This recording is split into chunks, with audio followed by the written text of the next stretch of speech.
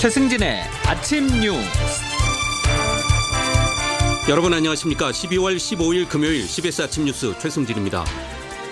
문재인 대통령과 시진핑 중국 국가주석이 한반도에서 절대 전쟁 불가를 포함한 한반도 평화와 안정을 위한 4대 원칙에 합의했습니다. 한국 기자 2명이 중국 경호원에게 집단 폭행당한 사건에 대해 중국 공안이 본격적인 수사에 착수했습니다.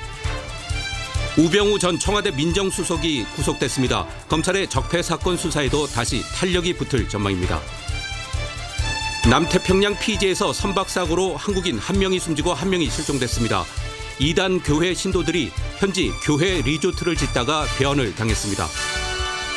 문재인 정부 핵심 국정 과제 중 하나인 도시재생 뉴딜 사업에 부동산 투기 방지 대책이 빠져 있어 우려가 일고 있습니다. 현재 서울의 기온이 영하 7.4도를 기록 중입니다. 오늘 전국 낮 기온이 영상권을 기록하며 추위가 주춤하겠습니다. 이상은 이 시간 주요 뉴스입니다. 누구나 스마트 오피스를 누린다. 최적의 설계, 디자인, IoT 혜택. 4차 산업시대 융복합 사무가구. 대한민국 사무가구의 미래.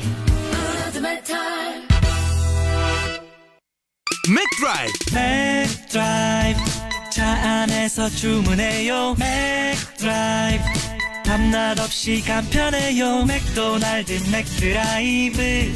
맥드라이브 신선한 커피로 아침을 활기차게 맥드라이브에서 맥카페 한잔하세요. 별내지구 멀티플 그레이트. 지하철 8호선 연장 예정, 구리포천 고속도로 인접으로 멀티교통망 완성. 우미린 2차 울트라 그레이트. 별내가 아껴둔 별내의 완성작 우미린 2차가 옵니다. 그레이트 프리미엄 별내지구 우미린 2차 12월 오픈 예정. 문의 03154-7600. 우미건설. 고속도로를 달릴 땐 이런저런 생각도 함께 달리니까 마음 놓고 달리시라고 새로워진 2018 K7 고속도로 주행보조 시스템 HDA로 더 여유롭게 3.0 가솔린 출시로 선택은 더 넓게. 내 인생은 지금 하이웨이에 있다. 소프트 카리스마 2018 K7. 문재인 대통령과 시진핑 중국 국가주석이 베이징에서 정상회담을 갖고 한반도에서의 전쟁은 절대 용납할 수 없다는 내용을 포함한 4가지 원칙에 합의했습니다. 시진핑 주석은 사드와 관련해 한국이 적절하게 처리하기를 희망한다고 말했습니다. 베이징 현지에 있는 박지원 기자 연결합니다. 박 기자. 예, 베이징입니다. 먼저 어제의 전체적인 회담 분위기부터 전해주시죠. 예, 문재인 대통령과 시진핑 주석 간 정상회담은 예정보다 1시간을 훌쩍 넘길 만큼 열띤 분위기 속에서 이루어졌습니다. 두 정상은 이번이 세 번째 만남인 점을 반영하듯 시종일관 진지한 분위기에서 서로를 배려하는 모습을 보였습니다. 한번 들어보시죠. 양국은 가장 가까운 이웃이고 유구한 역사와 문화를 공유하고 있습니다. 한중 관계와 한반도 정세는 매우 중요한 시기에 처하고 있습니다. 예, 문 대통령은 개인적으로 중국을 5번 방문한 경험을 언급하며 중국을 존중했고, 시 주석은 문 대통령의 발언 한마디 한마디에 고개를 끄덕이며 공감했습니다. 특히 시 주석은 문 대통령이 그제 베이징에 도착해 난징 대학살 80주년 추모식을 언급하며 중국인들을 위로한 데 대해 감사를 표하는 등 시종일관 화기애애한 분위기였습니다. 네, 가장 큰 관심사는 시진핑 주석이 과연 사드 문제를 다시 언급할까 여부였는데 어땠습니까? 예, 말씀하신 대로 이번 회담의 최대 관심사는 한중 간 사드 갈등에 대한 다른 견해가 재점화될지 여부였습니다. 시 주석은 사드라는 단어를 언급하긴 했지만 이전 두 차례 정상회담과 달리 톤을 조절했습니다. 한국이 사드 문제를 적절하게 처리해야 한다고 말했지만 한중 관계가 빠른 속도로 개선되고 있고 특히 양국이 지금 최고의 모멘텀을 맞고 있다고 강조했습니다. 지난달 11일 베트남 다낭에서 열린 두 번째 한중 정상회담에서 역사 앞에 책임까지 언급했던 것과 비교하면 수위는 눈에 띄게 낮아진 겁니다. 네, 사드만큼이나 또 큰 이슈가 북핵 문제 해결에 대한 한중 양국의 의견 조율 아니었습니까? 이 부분은 어떻게 됐나요? 예, 일단 두 정상은 한반도 비핵화와 북핵 문제의 평화적 해결 등 4가지 원칙에 합의했습니다. 또 북한의 평창 동계올림픽 참가에 중국이 역할을 한다는 데도 의견을 같이 했습니다. 하지만 북한을 대화의 테이블로 끌어내기 위한 대북 원유 중단 등 추가 제재나 또는 어떤 다른 실효적인 방법을 도출하는 데는 실패했습니다. 정상회담이 예정보다 1시간이나 늦게 끝난 것도 북핵 문제 해법에 대해 팽팽한 이견이 있었던 것 아니냐는 분석도 나옵니다. 청와대 고위 관계자는 문 대통령이 원유 공급 중단 요청을 하지 않았고 C 주석도 한미 연합 군사훈련 중단 등 구체적인 접근법을 내놓지 않았다고 설명했습니다. 북핵 문제에 대한 가시적인 성과물을 찾기보다는 한반도 비핵화에 대한 의지를 확인하는 선에서 더 이상 논의가 진전되지 않았다는 것으로도 해석됩니다. 지금까지 중국 베이징에서 전해드렸습니다. 박주환 기자 수고하셨습니다. 문재인 대통령이 참석한 행사를 취재하던 한국 기자 2명을 중국 경호원들이 집단 폭행한 사건에 대해서 중국 공안이 본격적인 수사에 착수했습니다. 피해를 당한 기자들은 오늘 공안부에 출석해 조사를 받을 예정입니다. 베이징에서 김중호 특파원의 보도입니다. 어제 중국 경호원들에 의해 저질러진 한국 기자 집단 폭행 사건에 대해 중국 공안이 현지 시간으로 어젯밤 9시 수사에 정식 착수했습니다. 어제 베이징의 국가회의 중심에서 열렸던 한 행사에서 문재인 대통령을 취재하던 2명의 청와대 출입 사진기자가 중국 경호원들에게 둘러싸여 집단으로 폭행을 당했습니다. 청와대는 사건이 벌어지자 중국 정부에 엄중히 항의하는 한편 사건 당시 자료를 건네고 외교부를 통해 중국 공안부에 정식으로 수사를 의뢰했습니다. 노규덕 외교부 대변인입니다. 정부는 중국 정부에 즉각 유감의 뜻을 전하고 사건 진상에 대한 철저한 조사와 필요한 대응 조치를 취해줄 것을 강력 요청하였습니다. 폭행당한 사진기자 2명은 베이징 시내 대학병원으로 이송돼 치료를 받았습니다. 폭행에 가담한 중국 경호원들은 어제 행사를 주관한 코트라가 현지에서 고용한 사설 보안업체 경호원들일 가능성이 큰 것으로 알려졌습니다. 하지만 현장 경호 인력에 대한 지휘 책임은 중국 공안이 담당하는 것으로 알려져 책임에서 자유롭지 않습니다. 폭행당한 사진기자 2명은 오늘 중국 공안에 출석해 폭행 가담자에 대한 처벌 의사를 밝히는 등 피해자 진술을 할 예정입니다. 한편 중국 외신기자협회는 어제 성명을 내고 한국 기자들에 대한 폭행 사건의 진상을 철저히 규명해달라고 중국 정부에 요청했습니다. 베이징에서 CBS 뉴스 김중호입니다. 우병우 전 민정수석이 검찰의 세 번째 영장 청구만에 오늘 새벽 구속됐습니다. 검찰의 적폐청산 수사가 탄력을 받을 전망입니다. 최인수 기자입니다. 박근혜 정권 국가정보원을 동원해 불법 사찰을 한 혐의 등이 있는 우병우 전 청와대 민정수석이 오늘 새벽 구속됐습니다. 1년여 동안 5번의 소환조사, 3차례의 구속영장 청구만입니다. 법원은 혐의 사실이 소명된다며 특별감찰관 사찰 관련 혐의에 관해 증거인멸에 염려가 있다고 밝혔습니다. 검찰은 황제 소환과 부실 수사 논란에서 드디어 벗어나게 됐고 우 전 수석에게 붙었던 법꾸라지라는 꼬리표도 떨어졌습니다. 영장 발부의 결정적 지렛대가 된 건 국정원 수사팀이 우 전 수석의 불법 사찰 혐의를 밝혀낸 데 있습니다. 검찰은 우 전 수석이 국정원을 동원해 민간인과 공직자를 불법 사찰한 것은 민정수석의 막강한 권한을 사적으로 쓴 반헌법적 행태라고 강조해왔습니다. 법원 역시 영장 발부 이후로 이석수 전 특별감찰관 사찰에 관한 증거인멸 가능성을 꼽았습니다. 국정농단 사태의 마지막 핵심 인물인 우 전 수석이 구속되면서 최근 잇단 석방과 구속 불발로 주춤했던 검찰의 적폐청산 수사는 다시 동력을 얻게 됐습니다. 우 전 수석 구속은 박근혜 전 대통령 재판과 국정원 수사에도 영향을 줄 것으로 보입니다. CBS 뉴스 최인수입니다. 지난달 말 남태평양 피지에서 선박사고로 한국인 1명이 숨지고 1명이 실종돼 보름째 수색 중인 사실이 뒤늦게 드러났습니다.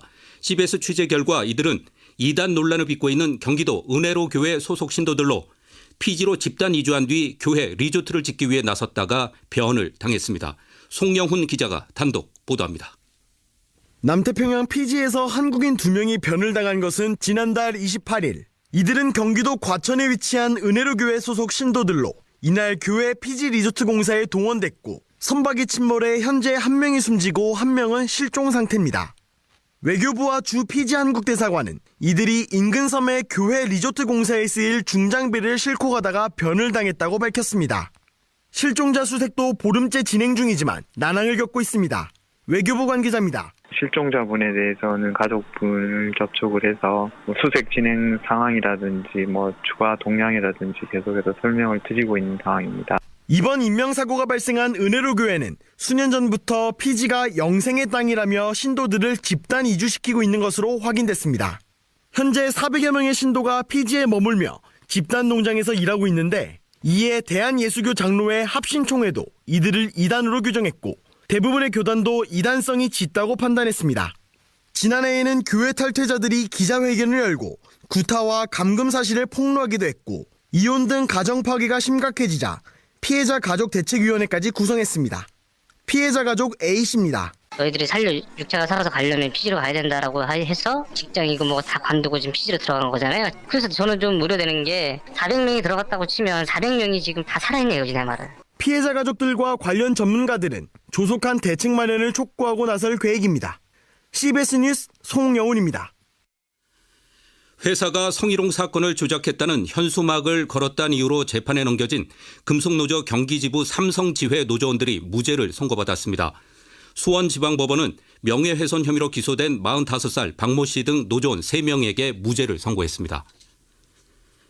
정부가 핵심 국정과제의 하나인 도시재생 뉴딜 사업에 본격 착수했지만 부동산 투기나 둥지 내몰림 방지 대책은 나중에 내놓기로 해서 우려가 커지고 있습니다. 이재준 기자의 보도입니다. 문재인 대통령의 대표적 부동산 공약인 도시재생 뉴딜 사업은 용산 참사처럼 후유증이 큰 기존 정비 사업과 달리 오래된 도시의 기존 틀을 유지하면서 주거 환경을 바꾸는 방식입니다. 정부는 시범사업지 68곳을 확정해 내년 2월 선도지역으로 지정한 뒤 본격적인 도시재생에 착수하기로 했습니다. 하지만 일찌감치 제기되어온 땅값 상승과 투기 우려, 원주민이 내몰리는 젠트리피케이션 현상에 대해선 서울을 비롯한 투기 과열 지역을 명단에서 제외했을 뿐 별다른 후속 대책을 내놓지 않았습니다. 부동산 시장이 들썩이면 사업을 미루거나 중단하겠다는 경고가 사실상 대책의 전부인데 정부 방침에도 모순된다는 지적이 당장 나옵니다. 경제정의실천시민연합 도시개혁센터 남은경 국장입니다. 재정이 투입되면 당연히 환경이나 이런 것들은 달라지고 주가나 임대료나 올라갈 수밖에 없는데 나타나면 중단하겠다는 것 자체도 모순된 얘기인 거고요. 도시재생지역 선정 과정에서 제대로 된 사업 제안과 평가가 이뤄졌는지도 의문입니다. 당초 정부는 매년 110곳씩 5년간 500여 곳을 선정해 50조 원을 투입한다는 계획이었지만 지난 9월 갑자기 내년엔 70곳으로 축소했습니다. 이어 10월 말 사업계획을 접수한 뒤 지난달부터 평가에 들어간 걸 감안하면 불과 44일 만에 즉 하루에 5곳씩 속전속결로 심사가 이뤄진 셈입니다. 정부는 내년 초 도시재생 뉴딜 로드맵을 내놓을 계획이어서 부동산 시장 교란과 젠트리피케이션을 막기 위한 대책이 뒤늦게라도 담길지 주목됩니다. CBS 뉴스 이재준입니다. 바른정당과의 통합 논의가 당내 반발에 부딪힌 국민의당 안철수 대표가 미국에 체류 중인 손학규 상임 고문에게 도움을 요청한 것으로 알려졌습니다.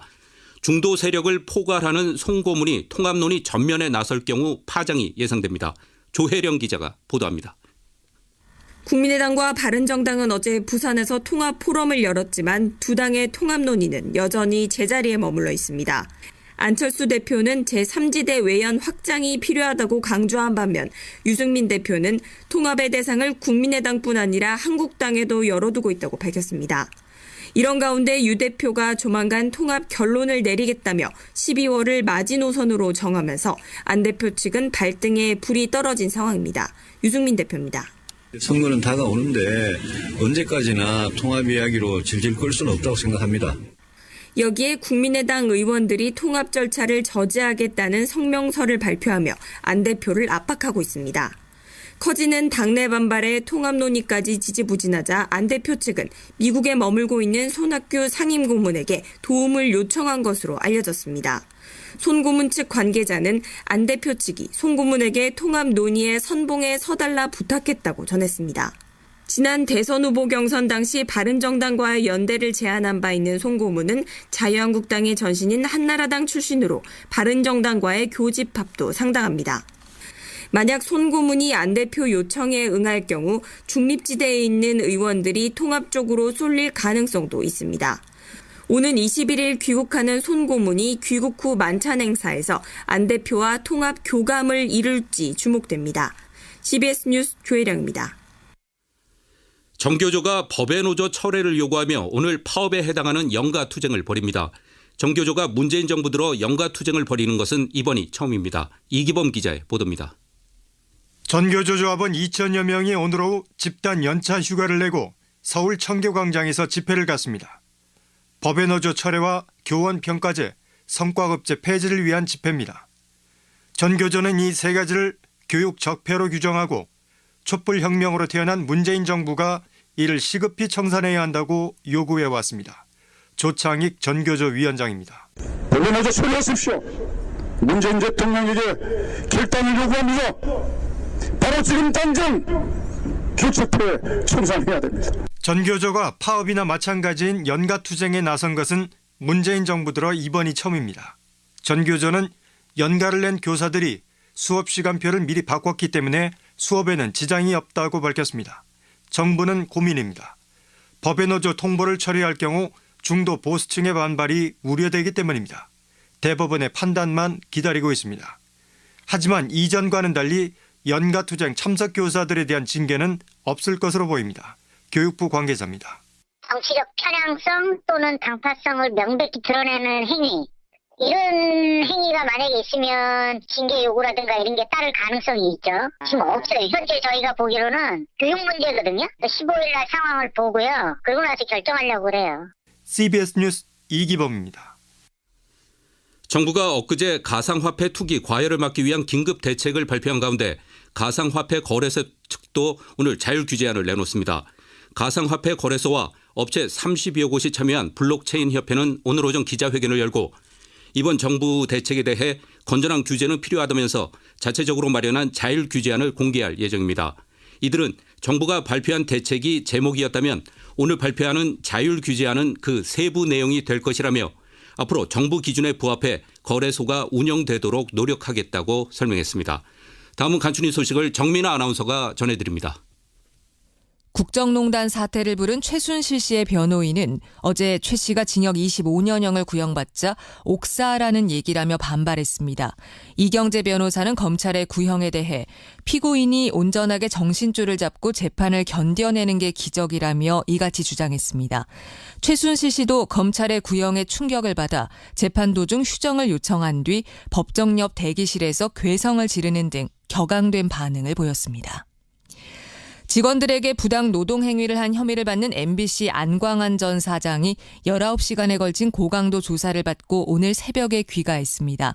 검찰은 안 전 사장이 재임 당시 MBC 노조원에게 인사상 불이익을 주거나 노조 탈퇴를 압박하는 행위에 관여한 것으로 보고 어떠한 지시가 오고 갔는지 추궁했습니다. 태국 북부 치앙마이에서 한국인 단체 관광객을 태운 버스가 전복돼 14명이 다쳤습니다. 주 태국 한국대사관은 어제 오전 치앙마이주 도이사케 지구의 한 도로에서 한국인 관광객들을 태우고 가던 버스가 전복돼 한국인 12명과 현지인 가이드 1명, 운전기사 등 14명이 부상을 입었다고 전했습니다. 유럽중앙은행이 제로 기준금리를 유지하고 예금금리와 한계대출 금리 역시 각각 현행 마이너스 0.4%와 0.25%로 동결하기로 했습니다. 미국 연방준비제도가 앞서 기준금리를 0.25%포인트 인상한 것과는 대조됩니다. 월트 디즈니가 21세기 폭스의 영화, TV 스튜디오 등 핵심 사업을 우리 돈으로 57조 원에 인수하기로 합의했습니다. 2달여 동안 컴캐스트 등과 인수전을 벌인 디즈니는 우리 돈 14조 9천억 원에 이르는 21세기 폭스의 부채도 떠맡겠다는 계획입니다. 디즈니는 비디오 스트리밍 서비스 업체 넷플릭스가 미디어 업계에 커다란 위협으로 부상하자 21세기 폭스 인수 매입을 추진했다는 분석입니다. 지금까지 간추린 소식이었습니다. 다음은 날씨 알아보겠습니다. 기상청에 나가 있는 이수경 리포터 전해주십시오. 네, 오늘 어제보다는 기온이 3, 4도 이상 높게 시작하고 있지만 여전히 날씨가 춥습니다. 현재 경기 북부와 충청 일부, 강원 북부 지역에 한파특보가 계속되는 곳이 많고 오늘 아침 서울이 영하 7도, 철원은 영하 14도까지 떨어진 모습인데요. 하지만 강추위는 오늘 낮부터 일시적으로나마 다소 누그러질 것으로 보입니다. 내일 낮부터는 바람이 강해지면서 날씨가 다시 추워진다는 점 참고를 하셔야겠습니다. 오늘 눈 소식도 있는 데요. 전국이 차차 흐려져서 저녁부터 중부지방과 전라북도 북부 지역에 눈이 내릴 것으로 보입니다. 내일 아침까지 강원 영서와 충청도, 호남지방과 일부 경상도 지역에 1에서 3cm 정도의 눈이 예상되고 있는데요. 호남 서해안 지방의 경우는 내일과 모레까지 최고 15cm 안팎의 폭설이 내릴 가능성이 있어서 이 지역은 빙판길 교통안전에 유의를 하셔야겠습니다. 오늘 낮 기온 어제보다 오르면서 모처럼 영상을 기온을 회복하겠는데요. 서울과 인천, 춘천의 낮 기온이 2도, 대전과 전주 4도, 부산은 10도가 예상됩니다. 현재 서울 기온 영하 7도입니다. 날씨였습니다.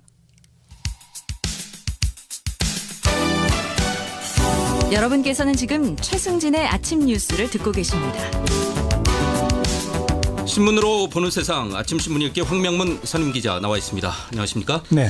오늘 신문을 보면은 한중 정상회담 사진이 일제히 실렸습니다. 어떤 분석들을 내놓고 있습니까? 네, 문재인 대통령과 시진핑 주석이 한반도 전쟁은 절대 용납 못한다는 한반도 평화 4원칙에 합의했다는 소식을 전하고 있는데요. 한겨레 신문은 한중 정상이 북핵 인정 못한다는 강한 메시지와 남북 대화라는 부드러운 해결을 강조했다면서 최대 관심인 사드 문제와 관련해 시진핑 주석이 발언 수위를 낮췄다고 평가를 했습니다.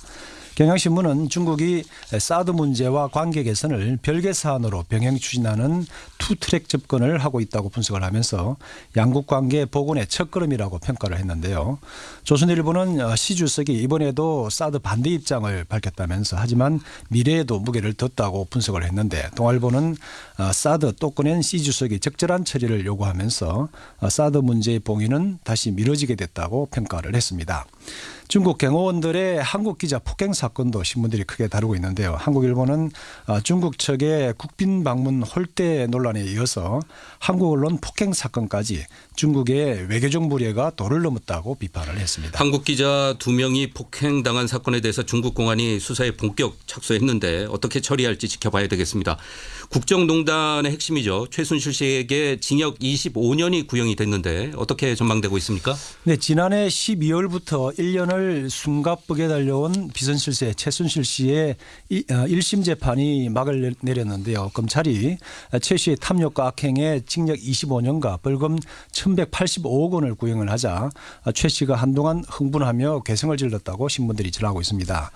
지난해 10월 31일 첫 검찰 소환 때 죽을 죄를 지었다고 업소하던 최 씨는 어제 법정에서는 최후 진술에서 억울하다고 밝혔는데요. 최 씨에 대한 선고는 다음 달 26일 내려질 예정인데 중형 선고가 불가피할 것으로 보인다는 분석들입니다. 박근혜 전 대통령에 대한 재판 결과의 예고편이 될 것이라는 전망입니다. 최순실 씨에게 25년을 구형을 했는데 박근혜 전 대통령은 그 이상의 구형량이 나오지 않을까 생각이 됩니다. 정부의 가상화폐 규제에도 가격이 떨어지지 않고 있습니다. 어떻게 된 겁니까? 네, 가상화폐 광풍을 잡기 위해서 정부가 칼을 빼들었지만 시장에 큰 영향을 주지는 못하고 있다는 것인데요. 비트코인 열기는 다소 줄었지만 오히려 다른 가상화폐 가격이 폭등하면서 가상화폐 거래소 빗썸이 30분간 거래 정지되는 등 거래량이 급등했다고 합니다. 이처럼 정부의 엄포에도 가상화폐 시세가 급격하게 떨어지지 않는 것은 시장에서는 정부 대책이 일부 투자자들의 거래를 제한하는 수준에 거쳐서 사실상 가상화폐 거래를 허용한 것으로 보기 때문이라는 것인데요. 정부 대책의 실효성이 엇갈리고 있습니다. 네. 또 비트코인 과세에 대해서도 논란과 난관이 예상된다는 것인데요. 양도소득세나 부가가치세 등이 거론되고 있지만 형평성 논란 등 딜레마가 있다면서 일각에서는 상대적으로 과세가 쉬운 거래세를 먼저 도입할 것이라는 관측이지만 이마저도 제도적 기반을 갖추지 못해서 쉽지 않을 것이라는 지적이 나오고 있습니다. 네, 그 밖에 어떤 소식이 있습니까? 네, 창업 5년 생존율이 갈수록 낮아지고 있다고 하는데요. 그만큼 창업하기가 어렵다는 것입니다. 창업 후 37%가 1년 만에 문을 닫고 5년을 버티는 기업도 27%뿐으로 30%가 안 된다고 합니다. 통계청의 기업 생멸 통계인데요. 신생기업의 5년 생존율이 2012년 30.9%에서 2013년 29%, 2014년에는 27.3% 등으로 갈수록 낮아지고 있습니다. 영세 자영업자들이 주로 선택하는 업종인 숙박 음식업종과 또 소매업은 80%가 창업 5년 안에 문을 닫아서 생존율이 전체 평균보다 더 낮았다고 합니다. 네, 지금까지 황명문 기자였습니다. 다음은 공항 소식 알아보겠습니다. 이지영 씨가 전해드립니다. 네, 금요일 아침 하늘길 기상 여건 괜찮고요. 비행기 잘 뜨고 내리고 있습니다. 이 시각 현재 국내선 전노선 정상 운항되고 있고 국제선 중에는 아침에 세부에서 인천공항으로 도착하는 진에어와 제주항공이 각각 1시간 이상 도착이 지연되고 있습니다. 인천공항의 제2터미널이 내년 1월 18일에 문을 엽니다. 대략 한 달 남짓 남았는데요. 대한항공은 이 제2터미널에서 운항이 되고요. 외국 항공사 중에서는 델타항공과 에어프랑스 그리고 KLM, 네덜란드 에버랜드 항공이 제2터미널에서 운항하게 됩니다. 공동 운항편일 경우에는 실제로 운항되는 메인 항공사가 이들 항공사인 경우에 제2터미널로 가셔야 하니까 참고하시기 바랍니다. 그 밖에 12월 현재 국내선 유료 할증료는 편도 기준 3,300원인데요. 1월에도 변함없이 3,300원이 적용될 예정입니다. 광정보였습니다. 제주항공에서 보내드린 공항 소식이었습니다. 검찰 포토라인에 서서 숙명이라면 받아들이겠다던 우병우 전 민정수석의 운명은 결국 구속돼 죗값을 받는 거였습니다. 5번째 소환, 3번째 영장 말입니다. 뿌린 대로 거둔다는 말이 있죠. 오늘 아침 많은 분들 속이 좀 뚫리는 느낌 받으셨을 것 같습니다. 뉴스로 마치겠습니다. 지금까지 뉴스 제작 김재덕, 김현지, 황영찬 기자, 기술 최동철, 진행의 최승준이었습니다.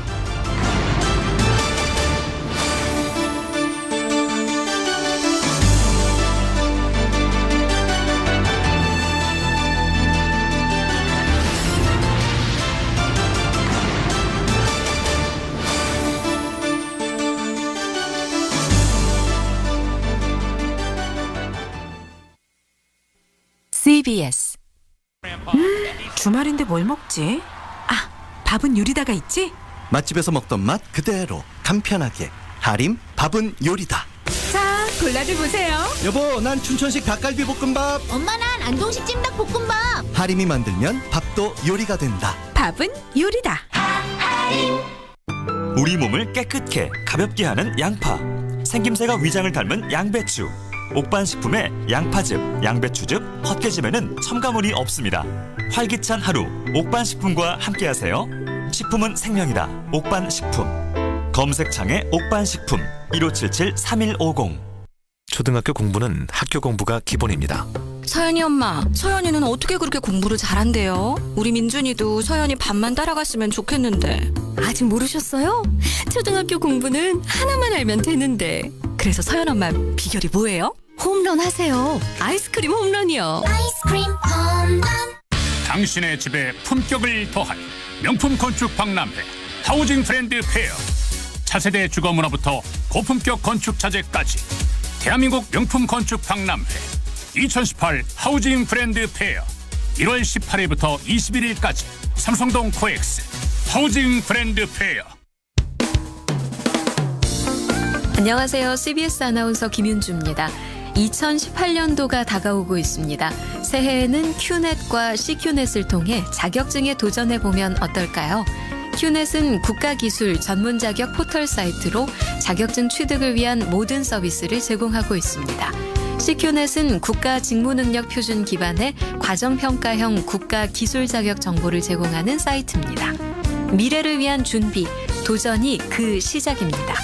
이 캠페인은 실력 중심 사회를 만드는 한국산업인력공단이 함께합니다. 안녕하세요. 야구 여신 최희입니다. 스포츠에서는 개개인의 역량도 필요하지만 팀워크가 제일 중요하잖아요. 산업 현장은 어떨까요? 생산성 향상만큼 일터의 안전이 중요하고 안전을 위해서는 원하청의 팀워크, 공생협력이 필요하죠. 원청이 빨리빨리만 강조하며 하청 근로자의 안전과 건강을 챙기지 않는다면 하청은 사고 위험까지 떠안게 된답니다. 원청과 하청이 함께할 때 안전이 완전해진다는 점 꼭 기억해 주세요. 이제 우리 모두 안전의 신이 되어보자고요. 조심조심 코리아. 이 캠페인은 고용노동부와 안전보건공단이 함께합니다. 기업의 생명과 소비자의 안전을 위협하는 위조 상품. 여러분은 짝퉁에 대해 어떻게 생각하시나요? 우리 기업의 기술 혁신과 브랜드 이미지 상승은 우리 경제에 큰 도움이 되고 있지만 그에 편승한 위조 상품으로 인해 기업의 피해 또한 늘고 있습니다. 무심코 사용하는 위조 상품은 우리의 일자리를 위협하고 스스로를 부끄럽게 만들며 우리의 건강을 해치기도 합니다. 기업의 경쟁력 보호와 소비자의 안전을 위해 꼭 필요한 정품 구매. 건강한 대한민국을 만드는 합리적인 소비의 시작입니다.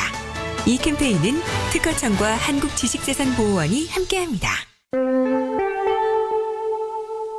이 아름다운 당신과의 순간이 우리 곁에 더 오래 머무르기를. 인간의 시간을 연구하는 기업 메디톡스에서 현재 시간을 알려드립니다.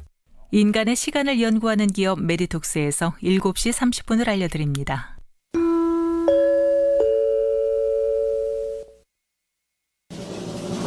김현정의 뉴스 쇼.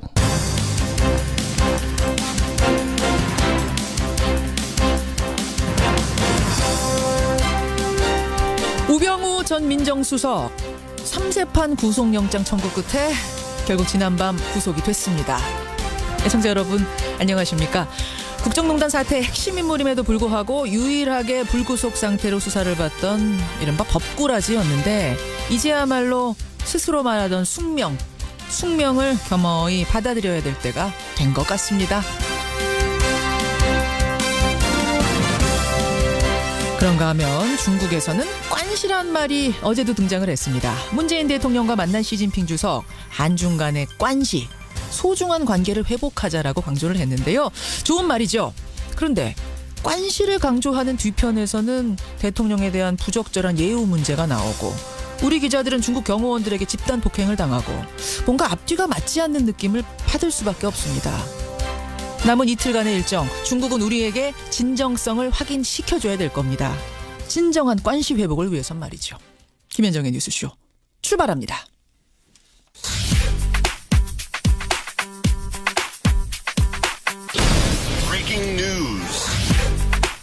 김현정의 뉴스쇼가 주목한 오늘의 포인트, 민경남 PD 나와 있습니다. 어서 오세요, 민 PD. 안녕하세요. 오늘 첫 포인트 뭐부터 볼까요? 법꾸라지의 구속입니다. 우병우 전 청와대 민정수석 새벽 1시쯤에 구속이 됐어요. 네, 우병우 전 수석 검찰의 세 번째 영장 청구 끝에 구속됐습니다. 예. 청와대 민정수석으로 재직하던 시절이죠. 국정원의 지시에서 이석수 청와대 특별감찰관 등 공직자와 민간인을 광범위하게 불법 사찰한 혐의입니다. 그렇죠. 이딴 영장 기각 이후에 구속이다 보니까 검찰의 적폐청산 수사가 탄력을 받게 됐다는 점에서 주목됩니다. 예. 국정농단 재판에도 어제 큰 뉴스가 있었어요. 네, 어제 최순실 씨와 안종범 전 청와대 경제수석 등에 대한 구형이 있었습니다. 특히 최순실 씨가 징역 25년에 벌금 1,185억 원을 구형받은 게 화제가 됐습니다. 징역 25년형. 예. 그렇습니다. 최순실 씨는 지금 56년생, 우리 나이로 62세입니다. 그렇죠. 구형량대로 징역 25년이 모두 선고될 경우에는 80대 중반에나 출소가 가능해집니다. 예. 그래서 어제 저 최순실 씨가 소리를 지르면서 옥사하라는 얘기냐 이렇게 소리도 질렀다가 하더라고요. 괴성 질렀다 이런 얘기도 나오던데요. 그렇습니다. 1심 최종 선고 날짜가 내년 1월 26일이어서 그날 지켜봐야 될 것 같습니다. 3심까지 갈 가능성이 지금 높기 때문에 최종 결과까지는 사실은 좀 남았다고 봐야 됩니다. 오늘 이 얘기는 잠시 후에 노회찬 의원하고 더 짚어보죠. 다음 포인트는요. 세 번째 한중 정상회담입니다. 어제 오후 문재인 대통령과 중국의 시진핑 주석 만났습니다. 네, 양국 정상이 만나서 한반도 문제 해결 4대 원칙에 합의를 했습니다. 4대 원칙. 네, 내용을 보면 한반도 전쟁 용납 불가, 비핵화, 평화적 해결, 남북관계 개선 이렇게 네 가지인데요. 예. 또 한국과 중국, 양국 정상 간의 한 라인을 구축하기로 했습니다. 사드 배치 문제로 냉각됐던 한중 관계가 상당 부분 복원될 거라는 신호를 읽힙니다. 그래요. 그런데 기자 폭행 같은 정말 있어서는 안 되는 불상사도 있었어요. 그렇습니다. 문재인 대통령의 방중 일정을 취재하던 청와대 출입 기자들이 취재 도중에 중국 경호 인력으로부터 집단 폭행을 당하는 사건이 있었습니다. 예. 폭행 피해를 입은 기자 2명은 오늘 귀국할 예정인데요. 예. 가해자인 중국 경호원들은 중국 보안업체 소속으로 공안의 지휘를 직접 받고 있던 상황이었습니다. 이 사건과 관련해서 강경화 외교부 장관이 중국 왕이 외교부장에게 직접 유감 표명을 하기도 했습니다. 직접 유감을 표명하고 책임자 처벌하라 이렇게까지 지금 요구했다라고 알려지고 있죠. 그렇습니다. 100번 양보해서 설사 그 기자가 금을 넘어서 취재를 했다라고 하더라도 집단 폭행을 해서는 안 되죠. 지금 국빈을 따라온 기자인데 그 맞습니다. 국가의 기자인데 네네. 이 부분에 대해서 우리 측은 어떻게 바라보고 있는지 2부에서 대통령을 수행 중인 송영길 의원 연결을 해보겠습니다. 중국 분위기 직접 듣죠. 자, 마지막 포인트 짧게요. 네, 어제 오후에 있었던 한국판 코네어 송환 작전이 아직도 화제입니다. 예. 네네, 코네어는 우리말로 수영자 항공쯤 될 텐데요. 97년도에 개봉했던 영화로도 유명하죠. 맞아요. 네네, 경찰이 어제 필리핀의 도피에 있던 한국 범죄자 47명을 전세기로 호송해 왔습니다. 예. 보이스피싱 관련 사기범이 28명으로 가장 많았고요. 인터폴 적색 수배자도 11명입니다. 여기까지 오늘의 포인트. 민경남 PD 수고하셨습니다. 감사합니다. 우병우 전 청와대 민정수석이 오늘 새벽 구속됐습니다. 세 차례의 구속영장 청구만입니다. 검찰과 특검은 최순실 씨에게 징역 25년에 구형했습니다. 최 씨에 대한 구형과 선고는 박근혜 전 대통령 형량을 가늠할 스포일러가 될 전망입니다. 예, 최순실 씨 검찰이 징역 25년 중형을 구형했습니다. 함께 기소된 안종범 전 수석은 징역 6년 구형됐고요. 그런가 하면 전해드린 대로 오늘 새벽에 우병우 전 청와대 민정수석 세 번째 영장 청구 끝에 결국 구속이 됐습니다. 사실은 이제 국정농단의 마지막 퍼즐이라고 했죠. 우 전 수석까지 구속이 되면서 검찰의 적폐청산 수사 다시 동력을 얻을 수 있을 거다. 이런 얘기 나오는데요. 이분을 만나보죠. 노회찬 정의당 원내대표 연결이 되어 있습니다. 노회찬 원내대표님 안녕하세요. 네, 안녕하십니까. 일단은 오늘 새벽 얘기부터 좀 해보겠습니다. 네. 우병우 전 수석. 3번 만에 법정 구속. 사실은 이번에도 기각될 가능성이 있다. 요사이 법원의 기류를 보면 좀 그렇다라는 전문가들 예상이 나왔거든요. 네네. 예, 노 의원께서는 어떻게 예상하셨었어요? 네, 저도 사실 속단하기는 어려웠지만은 앞서 두 번의 이 구속영장 청구가 다 기각되었기 때문에 이번에도 이제 법꾸라지 또 빠져나가지 않을까 하는 우려가 컸습니다만은 확실히 이번에 그 구속 사유로 이렇게 기재된 죄목들이 앞서 두 번보다는 좀 죄질이 무거웠기 때문에 그 점이 많이 감안된 것 같습니다. 그렇죠. 권순호 판사 구속영장을 발부했는데 혐의 사실이 소명이 됐고 특별감찰관 사찰 관련 혐의에 대해 증거인멸의 염려도 있다. 이게 이유다. 두 번째 때도 권순호 판사였어요. 그때는 뭐라고 했냐면 혐의 내용이 범죄 성립을 다툴 여지가 남아있다. 증거인멸과 도망의 염려도 충분히 소명되지 않았다. 이래서 기각을 하지 않았습니까? 그때는 안 되고 지금은 되는 뭐 이유랄까요? 예. 사실 그때는 이제 그 우병우 수석이 있었던 민정수석실에서의 어떤 불법 사찰 이 주된 이제 혐의로 이렇게 되어 있었는데요. 그 부분과 관련해 가지고 이번에는 그와 달리 그 특별감찰관이 우병우 수석을 감찰하고 있는 상황에서 그건 이제 법에 의한 정당한 이제 공무 집행인데 그에 대해서 민정수석으로서의 권한을 이용해 가지고 그걸 막으려고 했던 것이거든요. 그렇죠. 근데 특별 감찰을 하려고 했던 건 뭔가 하면 우병우 수석의 어떤 개인 비리와 관련된 부분들이 많았어요. 그래서 그 부분을 막으려고 사적 이익을 추구하기 위해서 자신이 가진 권력을 동원해가지고 불법 행위를 저지르는 것이기 때문에 업무상 이루어지는 여러 가지 불법적인 행위와 또 다르게 무겁게 봤던 거죠. 이번엔 어쩔 수 없었다. 이번에는 빠져나가게 해주려고 해도 할 수 없을 정도로 무거운 죄질이 훨씬 무거웠다고 봅니다. 훨씬 무겁고 수사도 그 사이에 뭐랄까 증거가 더 쌓여서 좀 단단하게 됐다라고 봐야 되는 거죠. 네, 그 두 번의 어떤 그 일종의 실패 경험. 또 이번에 상당히 작용을 하지 않았나. 그 검찰이 준비를 많이 했다 이렇게 또 보여집니다. 그렇죠. 하지만 이젠 구속 정도 된 겁니다. 이게 뭐 판결이 나온 건 아닙니다. 마지막 퍼즐 제대로 맞추려면 관건은 뭐라고 보세요? 이제까지 수사가 제대로 이루어지지 않았고 그냥 넘어갔다고 지적받는 것들이 많습니다. 특히 그 우병우 수석 그 처가의 그 회사 정강이라는 회사. 그 회사가 이제 재산을 불리는 과정에서의 불법 행위라거나 이런 부분에 대해서는 과거의 수사가 대충 했다라는 평가가 많았기 때문에 그런 부분에는 재수사가 불가피하지 않나 싶습니다. 그래요. 정강에 대한 수사가 관건이 될 것이다. 노회찬 정의당 원내대표 만나고 있습니다. 최순실 씨 얘기로 좀 가보죠. 징역 25년, 벌금 1,185억 원, 추징금 77억 9,735만 원 구형을 했습니다. 어떻게 평가하세요? 네, 뭐 지금 검찰로서는 이제 국정농단의 시작과 끝이 다 최순실 씨다라고 볼 만큼 국정농단 사건 관련자 중에서 박근혜 전 대통령을 제외하고서는 가장 무거운 책임이 있는 사람이 최순실이라고 보고 있기 때문에 그에 준해서 구형을 하지 않았나 싶습니다. 이 정도면은 적절하다고 평가하십니까? 아마 국민들이 보기에는 적절하지 않게 보이는 경우도 많을 거예요. 나라를 이렇게 만들었고 대통령이 구속까지 되는 사태의 출발점이자 몸통 중에 하나가 최순실인데 왜 무기징역 이렇게 때리지는 못하느냐. 그런 얘기가 실제로 많이 나왔어요. 댓글들 보면은 무기징역일 줄 알았는데 실망스럽다 이런 반응이 꽤 많았거든요. 실제로.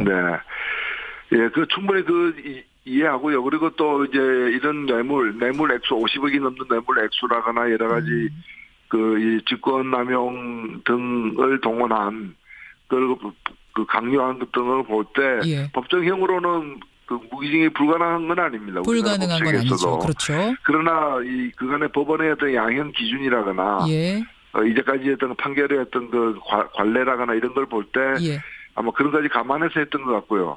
다만 과거에 얼마 전에 이재용 부회장 경우도 마찬가지였습니다만은 구형 12년에 선고가 5년이었거든요. 그랬죠. 예. 당시 제가 미국 양형 기준표를 가지고 미국식으로 적용하면 24년 4개월 정도 나온다. 이렇게 얘기한 바가 있는데 이번 이 건도 화이트 칼라 범죄, 뇌물죄라거나 그런 범죄와 관련해 가지고 우리나라가 이제까지 다른 나라에 비해서 좀 관대하게 처분해온 그런 어떤 이 관행도 25년 구형한 배경에 들어가 있다 저는 생각합니다. 우리의 화이트 컬러 범죄에 대해서 더 엄격해야 될 것 같은데 오히려 좀 더 느슨하게 했던 이런 관행 같은 것이 들어가 있는 게 아니야. 그러면 지금 이게 구형이면 보통은 선고에서는 더 낮아지잖아요. 장시호 같은 경우 좀 이례적이었습니다만. 그래서 이번에도 결국 그럼 또 깎여 나오지 않겠는가 이런 얘기들 나오는데 어떻게 예상하세요? 예, 당연히 깎이게 될 것입니다. 그러나 일반적으로 구형 25년이라도 뭐 한 15년이나 이렇게 10년 이렇게 나올 수도 있거든요, 선고가. 그렇죠. 그런데 그렇게까지 많이 낮아지지는 않을 것 같고 선고에 있어서도 꽤 다른 범죄에 비해서는 무겁게 선고가 내려질 가능성이 크다고 봅니다. 큰 차이는 없을 것이다 이번에. 왜 그렇게 보세요? 최순실에 대해서는? 이제 이 사안의 어떤 중요성과 또 이 사안에서 최순실 씨가 이 맡은 역할, 범행의 정도나 죄질 이런 걸 볼 때 일단은 법원에서도 무겁게 이 문제를 대할 것이다 이렇게 예상이 됩니다. 그런데 정작 최순실 씨 측에서는 징역 25년 구형? 이거 뭐 옥사라는 얘기냐 하면서 괴성을 지르면서 강하게 반발했다 그러죠. 이거 어떻게 들으셨습니까? 예, 사실 그동안 본인 입으로 뭐 차라리 사형시키라고 얘기를 했었고. 맞아요. 예, 그리고 법정에 이제 제대로 이렇게 반성하는 태도로 임하지 않았던 점을 비춰본다면은. 형이 무겁다고 이렇게 일종의 발악하듯이 표현하는 것은 좀 우리 국민들이 용납하기 힘든데요. 발악하듯이. 예. 네. 그러나 제가 볼 때 이것은 누굴 탓할 문제가 아닙니다. 자업자득이란 말이 이처럼 적확하게 들어맞는 예도 없을 거예요. 예. 본인이 지은 죄로 본인이 벌을 받고 있는 거죠. 그러게 말입니다. 옥사란 얘기냐 하면서 뭐 소리를 질렀다 이런 얘기들이 지금 들리는데 그래요. 보는 국민들 생각은 전혀 안 하는 것 같아요. 국민들은 더 소리 지르고 싶다는 이거. 그렇습니다. 벌금과 추징금에 대해서도 뭐라고 얘기를 했냐면 사회주의 국가의 재산 몰수하는 것보다 더한 일이 벌어졌다. 나는 개인 이득을 취한 일이 없다. 이렇게 최후 진술을 했답니다. 사회주의 국가에서는 사형당했을 거예요. 재산 몰수 정도가 아니고 북한이었으면. 예, 그리고 그 정도 이 벌금형과 그다음에 거의 병과해 가지고 이제 77억 원은 직접 불법적으로 수수한 현금이기 때문에 바로 그대로 추징을 하는 거고 벌금형은 형벌의 한 가지죠. 그래서 이 정도의 그 벌금형은 그렇게 무거운 것도 아니다. 이제 뇌물 액수라거나 여러 가지 죄질 등을 볼 때. 그렇게 생각됩니다. 그러니까요. 정말 뭐 국민들 생각 전혀 안 하는 것 같아요. 이거는 사회주의 국가보다 더하다 이런 말을 어떻게 이 상황에서 할 수 있는지. 자, 이 상황을 지금 누구보다도 관심 있게 지켜보고 있을 사람 박근혜 전 대통령. 사실 박근혜 전 대통령은 지금 일종의 필리버스터 전법을 쓰고 있습니다. 그래서 계속해서 재판이 늘어지고 있는 상황인데 어떻게 바라볼까요? 저는 이미 박근혜 전 대통령이 이런 걸 예견하고 있지 않았나 이렇게 보여집니다. 왜 그렇게 이미 그 재판받는 과정과 여러 가지를 상황을 종합해 볼 때 또 미리 이제 재판이 이제 진행이 되었던 공범들의 구형이라거나 여러 가지 또 일부 선고량 이런 것까지 지켜볼 때 도저히 이제 이 사법 심판에서 뭐 가볍게 풀려나거나 저는 관대하게 처분받을 가능성이 거의 없다는 걸 알고서 재판 자체를 거부하고 인정하지 않는 태도를 이미 결단을 했기 때문에 했기 때문에 막상 또 이게 현실화되기 때문에 다소 충격은 있겠지만은 박 전 대통령으로서는 예견된 예상한 상황일 것이다 이렇게 보이죠. 예상한 상황. 아마 담담히 25년형 받아들였을 것이다. 그럴 줄 알았다라고 하면서 아마 받아들였을 것이다. 반응을 그렇게 예상하세요. 1월 26일에 최순실 씨 1심 선고가 내려집니다. 이제 확정이 됐습니다. 이날 박근혜 전 대통령도 같이 나올 수 있다 뭐 이런 얘기가 들리더라고요. 혹시 들으셨습니까? 정보? 거부하겠죠. 아마도. 구인 자체를 거부하겠죠. 법정에 나오는 건 맞습니까? 아니 1월 26일에 이제 최순실 씨 1심 선고가 내려질 때 박근혜 네네. 전 대통령에 대해서도 같이 이루어질 수 있다 뭐 이런 얘기가 들리더라고요. 예, 그건데 그 부분은 지금 현재 그 재판이 정상적으로 진행되고 있는 것이 아니기 때문에 예. 재판부가 어떻게 판단하는가에 따라서 달라질 것 같아요. 그 부분은 어떤 정보를 얻으신 건 없군요. 알겠습니다. 여기까지 오늘 말씀을 듣도록 하고 오늘 권영철의 와이뉴스에서는요. 장시호 씨 얘기가 준비가 되어 있습니다. 장시호 씨 특검의 복덩이다. 뭐 특검의 특급 도움이다. 이런 얘기들이 나오는데 과연 정말 그럴까? 오늘 이 주제로 권영철 선임 기자가 준비를 했거든요. 노회찬 원내대표도 함께 들어주십시오. 네, 그렇게 하겠습니다. 예, 오늘 고맙습니다. 네, 감사합니다. 정의당 노회찬 원내대표였습니다.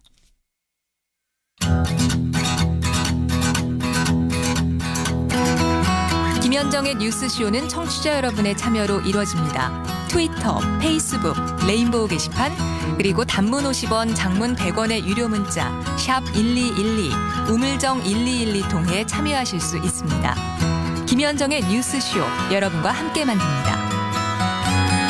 김성환의 행간 시사평론가 김성환 씨 나오셨습니다. 어서 오십시오. 네, 안녕하세요. 나보고 옥사하란 얘기냐? 이 얘기는 이제 최순실 씨 측에서 나온 얘기죠. 변호인이 한 정확히 얘기고요. 이제 변호인이 한 얘기고 예. 최순실 씨는 하고 소리를 질렀다 그러고. 근데 또 그냥 최후 진술할 때는 예. 그때는 또 멀쩡하게 또 굉장히 반발하면서 얘기를 잘했다 그래요. 준비해온 것들 이제 얘기한 거죠. 왜 본인 의견을 충분히 잘 얘기했는데 사람이 안 보이는 데 들어가서 그렇게 고성을 질렀다고 합니다. 그 얘기 들으니까 또 그 장면도 생각나더라고요. 저는 그 특검에 조사받으러 나오면서 이거는 민주주의 특검이 아닙니다. 네, 그 장면도 그렇죠. 떠오르고 최순실의 단면을 볼 수 있는 이런 것들 장면 중에 어제도 특징적인 한 면이었던 것 같아요. 네, 맞습니다. 어쨌든 25년형 내려졌고 1월 26일에 어떻게 선고나는지 국민들이 아주 눈을 동그랗게 뜨고 지켜봐야 될 것 같습니다. 네. 끝까지. 행간 뭐 가지고 오셨어요?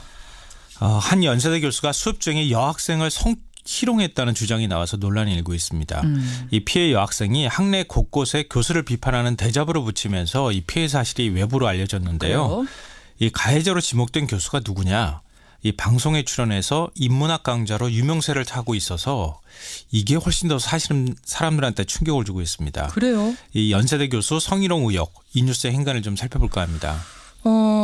그 룸사롱에서 저는 뭐 사실은 잘 모릅니다만 네. 남성들이 마음에 드는 여성을 그 여종업원 고르는 걸 초이스라고 한다면서요. 네, 맞습니다. 근데 수업 중에 비슷한 일이 벌어졌다는 게 무슨 말입니까? 일단 뭐 그 가해 교수로 지목된 그 교수를 A 교수라고 제가 부르겠습니다. 예. 이 A 교수는 강의 시간에 조 모임을 구성한다고 합니다. 아무래도 토론식으로 이렇게 조 모임 진행하기도 구성하죠, 하고 원래. 하니까요. 예. 근데 이거를 어디서 하느냐? 계단식 강의실 아시죠? 계단식으로 어떻게 생겼는지. 알죠. 위에서 아래로 이렇게 내려가면서 예. 근데 여학생을 강단으로 불러낸다고 합니다.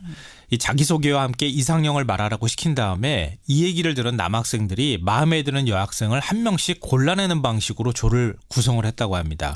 그 여학생들이 나와서 마음에 드는 남학생을 찍어요? 아니요. 거꾸로. 남학생이 여학생이 자기 이상형하고 자기 소개를 하면은 예. 남학생들이 이렇게 계단 위쪽에 쭉 강의실에 앉아 있으면서 저 여학생 마음에 들어요. 그러면서 찍어가지고 데리고 가는 형태였다고 하는 거죠. 그러니까 대잡으로 붙인 여학생은 당시 상황이 룸살롱 초이스하고 거의 겹쳐졌다 이렇게 표현을 하고 있습니다. 이 성추행은 종강 파티 때도 있었는데요. 예. 신촌의 한 술집으로 학생들을 데려가서 술자리에 여자가 없으면 칙칙하지 이렇게 얘기를 했다고 하고요. 남학생 테이블마다 여학생들이 한 명씩 앉도록 했습니다. 그러니까 말로만 한 게 아니라 실제로 남학생들 테이블에 여학생 한 명씩을 앉혔어요? 예, 앉혔다고 합니다. 이미 지난 봄학기에 성희롱 문제가 불거졌고요. 예. A 교수는 성희롱 사실을 인정을 하고 예. 가을 학기부터 수업을 맡지 않고 있는데 하지만 학생들이 요구하는 공개 사과 요구를 지금 거부하고 있는 상황입니다. 방송에서 유명한 강사 연세대 교수의 성희롱 파문 이 뉴스의 행간 이면 들어가 보죠. 첫 번째 행간은 살아있는 탬버린이었다입니다. 이게 무슨 말입니까? 대잡으로 붙인 여학생이 쓴 표현이었는데요. 대잡어에다가 종강 파티 때 있었던 일입니다. 이게 분위기 칙칙하니까 여학생들 테이블마다 남학생들 사이에 앉혀라 이렇게 얘기를 했을 때 벌어진 일인데요. 이때 여학생들한테 또 장기 자랑을 시켰다고 합니다. 예. 뭐 댄스 동아리 소속인 여학생은 너 한번 가서 춤춰봐 이렇게 얘기를 하고요. 뭐 어떤 노래 잘 부르는 여학생한테는 노래 불러봐 이렇게 시켰다고 하는데 남학생들한테는 또 그렇게 안 시켰다 그래요. 그러니까 뭐 장기자랑 해봐 독려할 수는 있죠. 독려할 수 있고 저 할게요 뭐 이렇게 할 수 있는데 여학생들만 찍어서 네. 말하자면 칙칙하지 않도록 해야 된다라는 그런 것과 통하는 듯한 느낌으로. 반강제로 장기자랑을 시켰다는 건데요. 피해 여학생은 이렇게 표현합니다. 뭐라고? 저희는 사람이 아니라 화사함을 내뿜는 꽃인가요? 방향제인가요? 이렇게 이제 되물었습니다. 이 수업 중에 조모임 구성할 때 상황도 비슷한데요. 남학생들이 한 명씩 초이스를 했다고 말씀드렸잖아요. 예. 선택받은 여학생은 자리로 돌아갔고 선택받지 못한 여학생은 마지막 선택받을 때까지 계속 강단에 남아있어야 했습니다. 남아있는 여학생의 심정이 어땠을까요? 얼마나 모욕감을 느꼈을까요? 그렇죠. 이 피해 여학생은 이 상황을 이렇게 설명했습니다. 모두의 눈앞에서 고깃덩어리처럼 팔려가기 위해 전시되어 있는 시간은 짧을수록 좋았다. 그러니까 이게 말이죠. 뭐 소개팅 미팅 같은 거 할 때 거기는 자발적으로 자신들이 간 거잖아요. 서로 선택하기도 하고 이것과는 전혀 다른 겁니다. 그런 낭만을 여러분 생각하시면 곤란한 거죠. 아유, 그런 거 아니죠. 여학생들의 의지와 전혀 상관없이 앞에 불려나가야 하고 선택받아야 하고 뭐 이런 상황들. 그러니까 이해할 수가 없네요. 저는 이렇게 되는 거예요. 선택받지 못하는 학생들이 계속 선택받은 학생들 사이에 빠져나가면서 거기서 서 있으면서 남자들을 쳐다보는 그러니까 그 거예요. 방법을 여학생들이 고른 게 전혀 아니라는 거잖아요. 그럼요. 이렇게 해야 된다라고 한 거라는 거잖아요. 네, 맞습니다. 강제로 그렇게 했다는 거죠. 두 번째 행간이요. 두 번째 행간은 남학생 중 단 한 명도 이건 아닙니다. 말하지 못했다입니다. 이 대접을 금해서 제가 가장 답답했던 점은 남학생들의 태도였습니다. 왜 단 한 명도 교수님 이건 아닌 것 같습니다. 이렇게 용기 있게 말하지 못했을까. 그런데 오히려 가해자 편에 섰다고 느껴질 만한 그 상황들이 굉장히 많아요. 어떤 식으로요? 종강 파티 때 A 교수가 여학생들에게 장기자랑 시켰을 때 있잖아요. 예. 남학생들이 그때 뭐 했느냐. 어떤 여학생이는 어떤 춤을 시켜주세요. 어떤 여학생한테는 어떤 노래 시켜주세요. 교수한테 이런 의견을 냈다고 합니다. A 교수는 그 의견을 그대로 수용해서 누가 이렇게 얘기를 하니 가서 한번 해봐. 이런 식으로 장기자랑을 시켰다는 겁니다. 그래요. 만약 한두 명의 남학생이라도 이건 정말 아닙니다 교수님 이렇게 크게 얘기를 했었다면 아마 이런 일이 벌어지지 않았을 것 같다고 저는 생각이 됩니다. 뭔가 제동이 걸렸을 것 같은데 물론 이건 지금 남학생 이야기를 저희가 같이 들은 건 아닙니다만 대자보에 쓰여진 여학생의 이야기는 지금 이렇게 느꼈다는 겁니다. 아니 굳이 그렇게 고민할 필요가 없어요. 제가 볼 때는 세상에 반은 남자고 반은 여자인데 여학생들이 지금 피해를 당했는데 남학생들이 교수님 이거 우리 하기 싫은데요 라고 얘기하면 안 하는 거예요. 저는 이제 혹시라도 어떤 남학생이 조그맣게 얘기했는데 묵살됐을 가능성은 없을까라는 것도 염두에 두고 말씀은 드리는 겁니다. 마지막 행간은요? 마지막 세 번째 행간은 고작 공개 사과를 원했을 뿐이다입니다. 여학생들이 교수에게 원한 것 공개 사과하십시오. 뭐 교수씨 그만두라고 얘기한 것도 아닙니다. 그냥 공개 사과. 아니 모든 학교 학생들이 보는 앞에서 사과해달라는 것도 아니고 피해 입은 여학생들 앞에서 공개 사과회를 열어달라는 거였습니다. 교수는 이걸 거부하고 학생들과 지금 연락을 끊고 있는 상태인데요. 그래요. 요즘은 세상 얼마나 많이 바뀌었습니까? 학내 성추행이 또 굉장히 엄격하잖아요. 잘못하면 학교 떠나는 교수들도 많습니다. 물론 교수 자존심상 뭐 허락하지 않을 수도 있지만 여학생들 얘기 들어보면 이런 일이 한두 해 벌어졌던 게 아닙니다. 그래요? 전공 필수 과목을 강의했던 교수인데 그거 듣지 않고 졸업 못하는 한이 있더라도 교수 수업 듣지 말라는 얘기까지 했다고 합니다. 더군다나 이 교수가 인문학 강좌로 유명한 교수입니다. 정의론을 얘기하는 교수거든요.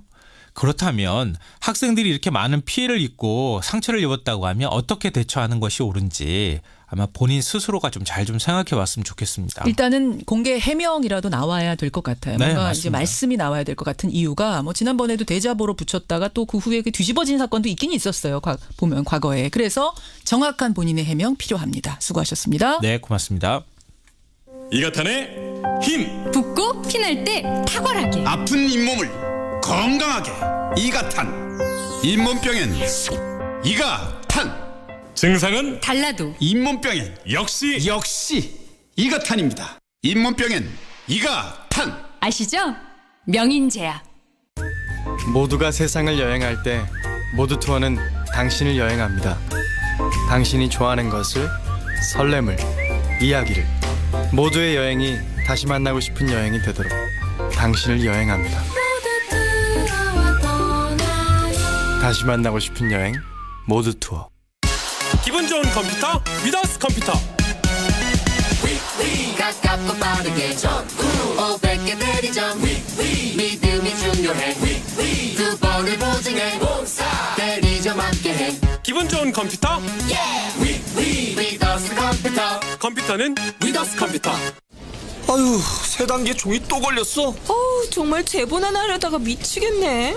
내가 진작 현대오피스로 바꾸라니까. 오늘 다 날 셀 거야. 이제 스트레스 받지 마세요. 사무기기 전문기업 현대오피스가 책임지겠습니다. 사무기기의 올바른 기준 현대오피스. 노동조합에 노크하세요. 헌법이 보장한 권리입니다. 노동조합에 노크하시면 달라진 삶이 열린답니다. 함께 열어보실래요? 내 삶을 바꾸는 노동조합. 1577-2260 민주노총. 발효 홍삼. 좋은 건 다 아시죠? 이제 홍삼도 한국 야쿠르트입니다. 사포닌을 분해 흡수율을 높인 발효 홍삼 K로 잘 받겠습니다. 우리 몸에 잘 받겠습니다. 누구나 홍삼을 홍삼답게. 발효 홍삼 K. 야쿠르트. 얼굴보단 등을 보여주는 시간이 더 많았던 아버지와 나. 홋카이도 한 호텔에 내리는 끝없는 눈앞에선 서로에게 쌓인 미움도 후회도 하잘 것 없었다. 호텔을 예약하다, 감동을 예약하다. 소통은 편해지는데 왜 사람들은 더 외로워지는 걸까요? 마음이 통하는 세상을 꿈꿔온 조아름 씨. 그 꿈이 손편지 사업으로 이어졌습니다. 진심은 언제나 통한다고 믿어요. 아름 씨의 꿈이 세상에 없던 길을 만듭니다. 기프트카가 그 길에 함께하겠습니다. 현대자동차 그룹. 이 연세대 A 교수는 사실관계를 인정하면서도 사과는 안 하겠다는 입장이어서 지금 피해자 여성들이 더 공분하고 있다는 얘기 들리네요. 1부는 여기서 줄입니다. 2부로 가죠. CBS 반도이보라 맘스 카페에 나와 있는 김윤욱입니다. 보라는 학원 갔어? 별동학습관 갔지. 신랑은? 안방 소재에서 나오질 않아. 자기만의 공간이 너무 좋은가 봐. 보라 엄마 좋겠네. 그럼 유보라로 이사오고 우리 가족 대만족이야. 살수록 기분 좋은지 2018년에도 반도이보라의 고객사랑은 계속됩니다. 반도건설. 안녕하세요. 아나운서 엄지인입니다. 속담 얕은 내도 깊게 건너라. 작은 일도 소홀히 여기면 안 된다는 뜻인데요. 산업 현장에서 꼭 명심해야 할 말이 아닐까요? 화학 공장의 화재 폭발 사고는 지역 주민에게까지 큰 피해를 줄 수 있어 예방이 중요한데요. 첫째, 정부는 유해 화학물질 취급 사업장의 지도 점검을 강화하고, 둘째, 사업주는 전문 교육, 사전 점검과 대응 훈련을 철저히. 셋째, 근로자는 안전 수칙을 꼼꼼히 준수하는, 이것이 바로 정부와 사업주 그리고 근로자의 안전 3박자가 아닐까요? 조심조심 코리아. 이 캠페인은 고용노동부와 안전보건공단이 함께합니다. 지금 내가 귀를 기울이고 있는 건 너의 이야기와 레인보우에서 흐르는 음악. 또 하나는 바로 레인보우 광고. 높은 청취율의 CBS 인터넷 라디오 레인보우. 레인보우의 광고를 전해보세요. 검색창에 레인보우 광고. 고국을 떠나 있지만 마음은 하나 함께였지.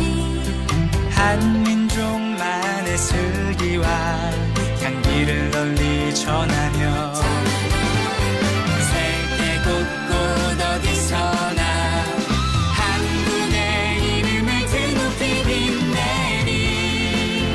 우린 하나 흩어져도 언제나 함께 있는 세계 속에 글로벌 코리아.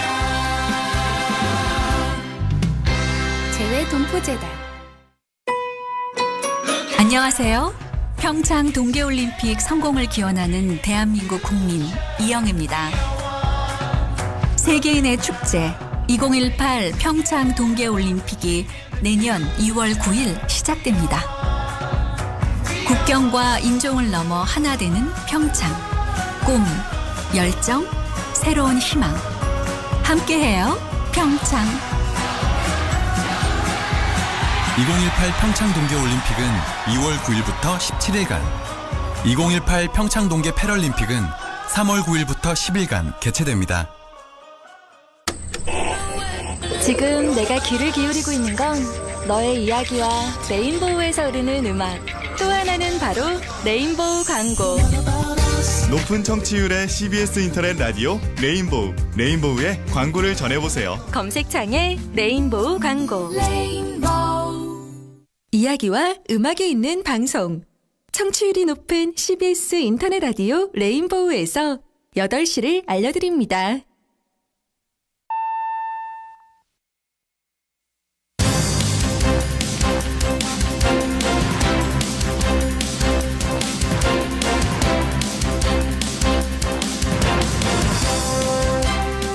김현정의 뉴스쇼 2부 출발합니다.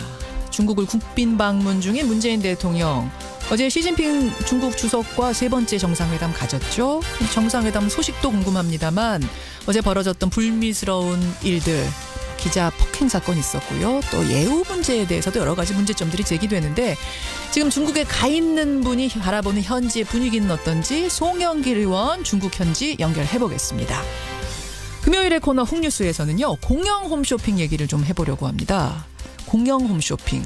부실 방만 경영 문제가 돼서 감사를 해보니까 박근혜 전 대통령 측근들의 흔적이 줄줄이 드러났다는 겁니다. 이른바 잔박의 흔적이 남아있는 공영 홈쇼핑 낱낱이 파헤쳐 보죠. 권영철의 와이뉴스에서는 앞에서 전해드린 대로 이 장시호 씨 얘기를 좀 해보겠습니다. 장시호 씨가 정말로 특검의 복덩이, 특검의 특급 도우미가 맞는가, 이 이면을 들여다봤다고 하네요. 화제 인터뷰에서는 유쾌한 목소리 개그맨 김대희 씨를 만납니다. 김대희 씨 유행어가 여럿 있죠. 뭐 밥 먹자, 또 뭐 있나요? 굉장히 뭐 자나 이런 것들 있는데 김대희 씨가 유행어를 소리 상표로 등록했다고 그럽니다. 이게 무슨 얘기인지 설명 듣겠습니다. 50원의 단문 100원의 장문 유료 문자 샵 1212 카톡 레인보우까지 열어놓고 출발합니다.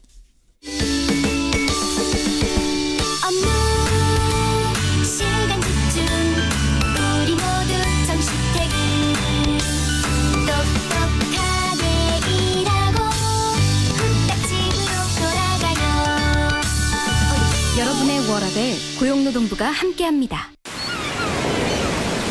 바닷물을 마실 수 있는 물로, 더러워진 물을 다시 깨끗한 물로.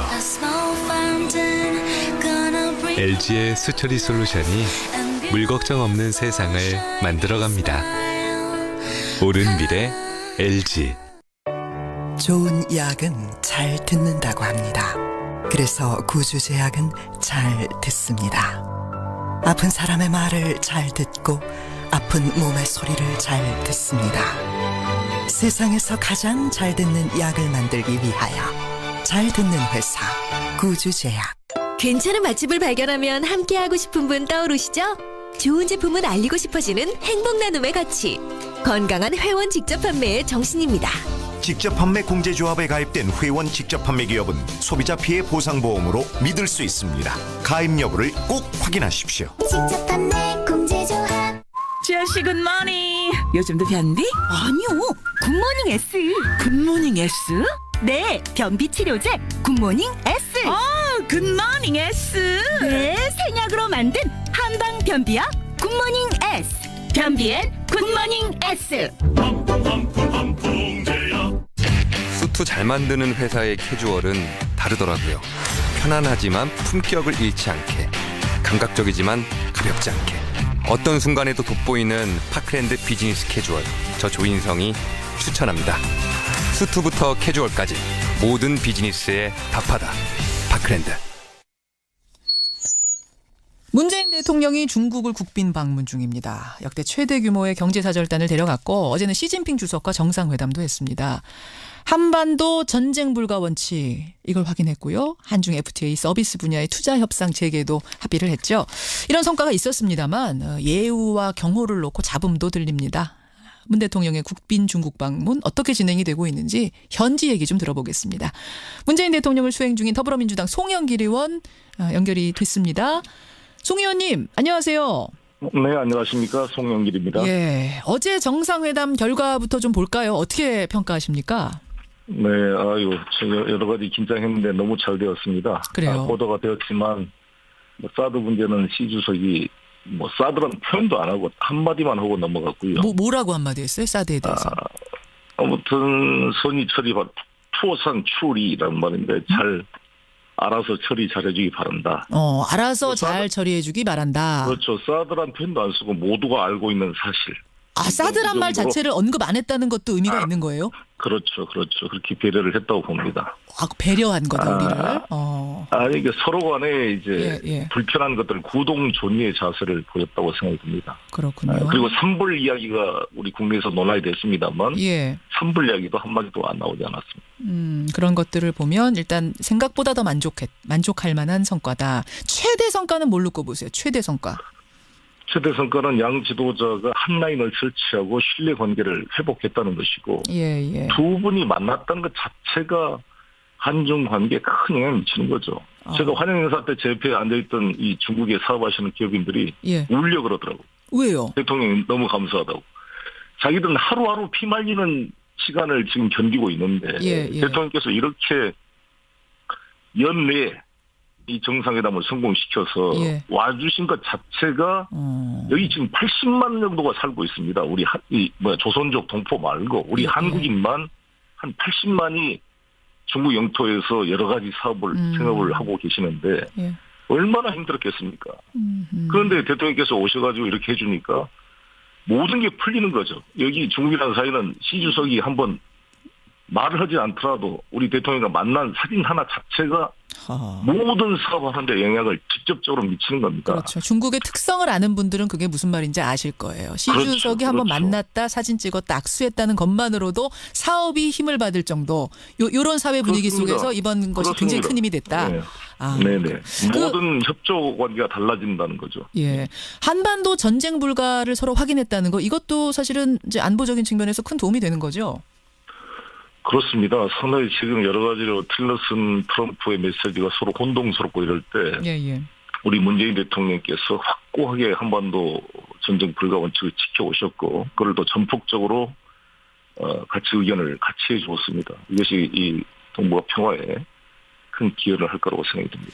시진핑 주석이 평창올림픽에 대해서는 평창올림픽의 북한 참가를 위해 함께 노력하겠다 이런 말을 했다고 들었습니다. 그 남북관계 개선이 한반도 평화에 도움이 된다 하고 참여가 아주 의미 있다 이런 공감을 해주었고요. 본인이 참석하겠다는 약속은 하지 않았지만 분위기가 또 그때 상황을 잘 만들어갈 필요가 있다 이렇게 생각합니다. 어제는 평창에 직접 방문해달라는 것에 대해서 진지하게 검토하겠다 이렇게 답했다면서요. 근데 지난번에는 내가 가든지 아니면 뭐 고위 관료를 보내겠다 이 정도까지 말했었잖아요. 그러면 분위기 어떻게 보세요? 현지에서는 올 가능성도 있습니까? 모든 가능성이 있다고 보여지고요. 어찌됐건 저는 이 공교롭게 이 올림픽이 다음에 북경에서 또 2022년 동계올림픽이 있고 2020년은 동경에서 하계올림픽이 있기 때문에 이 한중일 3국이 올림픽으로 자연스럽게 공감대가 만들어질 수 있다 이렇게 생각합니다. 들으시는 분들 중에 시진핑 주석이 평창올림픽에 오고 안 오고가 뭐 그렇게 중요해라고 하실지 모르겠지만 조금 전에 송 의원께서 말씀하셨죠. 사진 한 장만 같이 찍어도 이게 대단한 것이 될 정도로 시진핑 주석의 이 위상이 지금 상당하기 때문에 올림픽에 참여하는 것, 와서 방문하는 것이 그만큼 큰 의미를 갖습니다. 따라서 계속해서 우리 측에서 요청을 하고 있는 건데 진지하게 검토하겠다. 어제는 그런 답변. 특히 19차 전당대회가 이제 맞춰진 이후로 시진핑 주석의 위상이 훨씬 더 강화됐기 때문에 시진핑 주석의 영향력이 매우 커진 상태입니다. 그렇죠. 자, 그런데 이렇게 좋은 성과들이 있는 반면에 좀 잡음도 있었어요. 잘 아시다시피 이제 기자폭행 사건. 지금 많은 청취자들이 이건 어떻게 되는 거냐 많이들 궁금해하십니다. 일단 사실관계는 어떻게 되는 겁니까, 송 의원님? 글쎄 저는 다른 일정을 소화하느라고 거기 그 현장을 못 갔었는데 현장이 너무 비좁았다 그래요. 비좁았고 이제 중국과 한국은 인식의 차이가 거기는 공안이나 이런 경호하는 사람들의 말을 잘 듣고 그 부당한 어떤 간에 현장에 바로바로 통제가 되는데 우리는 문화가 다르잖아요. 그렇죠. 그렇다고 하더라도 그걸 몸으로 제지한 정도에서 그쳤어야지. 그거를 이렇게 폭행을 하고 누워있는 걸 발길질하고 해서는 아주 문제가 크다고 생각합니다. 그래서 강력히 항의를 해서 수사 요청을 해가지고 아마 조치 중인 것으로 알고 있습니다. 우리 측에서는 강력히 항의를 했고 왕이 외교부장한테 직접 항의를 한 거죠? 강경화 장관이. 각 채널을 통해서 했을 것입니다. 각 채널을 통해서 항의했고 조사 확실하게 해달라, 책임자 엄중 처벌해달라까지 요구를 한 상태. 네. 예, 중국의 반응도 나왔습니까? 저는 중국이 엄중히 이것을 생각하고 하고 있는 것으로 알고 있습니다. 예. 그러니까요. 이게 국빈 방문 중인 국가의 기자인데 100번 양보해서 설사 그 기자가 좀 그어놓은 선을 넘었다 손 치더라도 그거를 가지고 입원을 해야 될 정도로 발길질을 하고 집단 폭행을 했다는 거는 이거는 어떻게 해도 이해하기가 어려운 상황이어서 이거는 국빈에 대한 예의도 아니고 기자는 차치하고 국빈에 대한 예의가 아니라는 생각을 좀 국민들이 하다 보니까 이 부분이 굉장히 꺼림칙한 거거든요. 네. 아무튼 이 문제에 대해서 저희는 엄중히 처리해 줄 것을 요청하고 있습니다. 알겠습니다. 또 하나 이제 질문이 들어오는 것은 우리 문재인 대통령에게 보인 그 예우에 대한 부분에 대해서 여러 지적들이 지금 국내에서 나오고 있습니다. 트럼프처럼 황제 대우를 해주길 기대한 건 아니지만 그래도 국빈이라고 초대를 했는데 공항에는 차관이 아니라 차관 보호급에 해당하는 외교부 부장조리가 나오고 도착한 후에는 새끼 식사를 할 동안 중국 인사를 한 명도 못 만나고 우리끼리 먹어야 되는 상황. 글쎄 물론 중국이 그 난징 대학살 기념 기간이라는 걸 감안해야 되죠. 그렇다 하더라도 조금 심했던 거 아닌가? 어떻게 보세요? 네, 쿵생유 차관 보급이 왔는데 쿵생유를 제가 연초에 만나서 같이 술도 한잔하고 여러 대화를 나눠봤습니다만 이분이 중요한 분입니다. 이분이 사실상 우다웨이 차관보 부부장 역할을 하고 있고 육자회담 수석 대표이고 특히 우리 조선족 출신입니다. 아주 조선족 출신으로 최고 입교로는 뛰어난 분인데 이번 문제 13일 합의를 푸는 주역이기도 했기 때문에 이번을 보내는 의미가 있었다 이렇게 생각합니다. 모든 게 다 마음에 맞을 수는 없지 않겠습니까? 그러나 이게 시기도 사실 저희가 좀 빨리 하자고 요청했던 거고 중국은 80주년 이 난징 대학살 기념식이 있기 때문에 뭔가 좀 시간을 좀 더 가지려고 했었을 겁니다. 그런데 저희가 요청하면 있는 거죠. 그리고 왜 그러냐. 올해가 가기 전에 이게 한중 수교 25주년인데 이 박근혜 정권의 외교적인 어떤 실책으로 이 25주년 기념식 한번 치르지 못하고 한중 관계가 지금 썰렁하게 넘어갈 뻔했잖아요. 그럼 연내에 이거를 풀기 위한 대통령님의 그런 충심이 있었다고 생각합니다. 그러면 이 모든 이 한중 관계 한 경제 활동 자체를 풀어주는 것이 너무나 절실히 필요하기 때문에 그렇습니다. 그러니까 중국 측에서는 이 난징 대학살이라 80주년이 굉장히 큰 행사이기 때문에 요거 끝나고 하자, 내년에 하자 이런 요청을 했었던 거군요. 그 자세한 건 청와대가 말해야 될 것이고요. 제가 생각하기로는 뭔가 이 시간 조정에서 우리 측 요청이 반영돼서 이 날짜가 잡힌 것으로 알고 있습니다. 우리는 올해를 넘기지 않았으면 좋겠다라는 바람이 있었던 거고. 그렇습니다. 그 상황에서 사실은 굉장히 지금 그쪽이 행사가 바쁘게 돌아가는 상황에 우리가 국빈이 간 거기 때문에 그것을 감안은 해야 된다라고 보시는. 그러니까 서운하다기보다는 상황이 좀 이해되는 거라고 보세요? 우리가 모든 게 다 만족스러운 게 어디가 있겠습니까? 근데 이게 저희가 사드로 1년 2개월이 넘게 이렇게 썰렁한 데서 하루아침에 모든 게 100% 만족할 수는 없지만 이런 상황을 만들어낸 것 자체의 충정을 저는 이해해 줄 필요가 있고 하나씩 바꿔나갈 수 있는 중요한 기틀을 만들었다 이렇게 생각합니다. 알겠습니다. 지금 청취자 의견도 여러 가지 의견들이 들어오고 있는데 이 남은 일정이 있지 않습니까? 이틀이나 남아 있습니다. 이 이틀의 기간 동안 중국이 조금 더 진정성, 우리 국민들의 서운한 감정도 좀 이해하고 우리 국빈에 대한 예우를 좀 더 진정성 있게 해줬으면 좋겠다. 이 말씀은 제가 전하고 싶고요.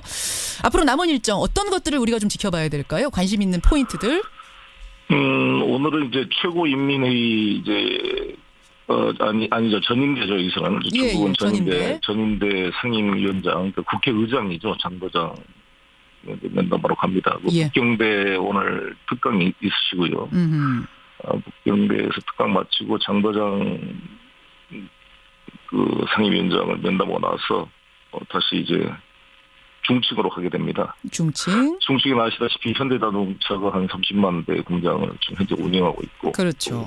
서부 대개발의 중심이기도 하고, 우리 임시정부가 있던 곳이기 하기 때문에, 뭐 최민을 지금 당서기가 뭐 차세대 지도자로 또 거론된 분이고 그래서 여러 가지 의미가 있을 것 같습니다. 그래요. 오늘 일정, 남은 일정 좋은 성과 내고 돌아오시기를 부탁드리겠습니다. 한 말씀만 더 첨부하면 그러시죠. 많은 기업인들이 같이 왔는데 뭐 현대자동차 회장, 아모레퍼시픽이나 뭐 이런 대기업 회장뿐만 아니라 기업인들을 쭉 제가 만나봤는데 너무너무 다들 잘 됐다는 이야기입니다. 고생했다. 뭐 100% 만족한 게 없고 여러 가지로 뭐 말 못할 일도 있지만 여러 가지로 저는 대통령 네 분께서 너무 잘해 주셔가지고 정말 좋은 전기를 마련했다 이렇게 생각합니다. 예, 100% 만족이란 없단 말을 오늘 몇 번 하셨는지 몰라요, 송 의원님. 그러면서 우리 지금 대통령이 최선을 다해서 하고 있는 것들은 절절히 사실은 느껴집니다. 마음이 아파요 정말. 여지로 이렇게 이거를 잘못 껴놓은 걸 회복시키려고 이렇게 고생을 하시는구나. 그러니까 제 마음이 옆에서. 그러니까요. 우리가 지금 최선을 다해서 풀려고 하는데 중국 측에서 자꾸 이런 잡음들을 만들어내니까 또 그게 속이 상하기도 하고 그러네요. 알겠습니다. 여기까지 말씀 듣겠습니다. 고맙습니다. 감사합니다. 예, 중국의 현지의 문 대통령과 함께 가 있습니다. 송영길 의원이었습니다.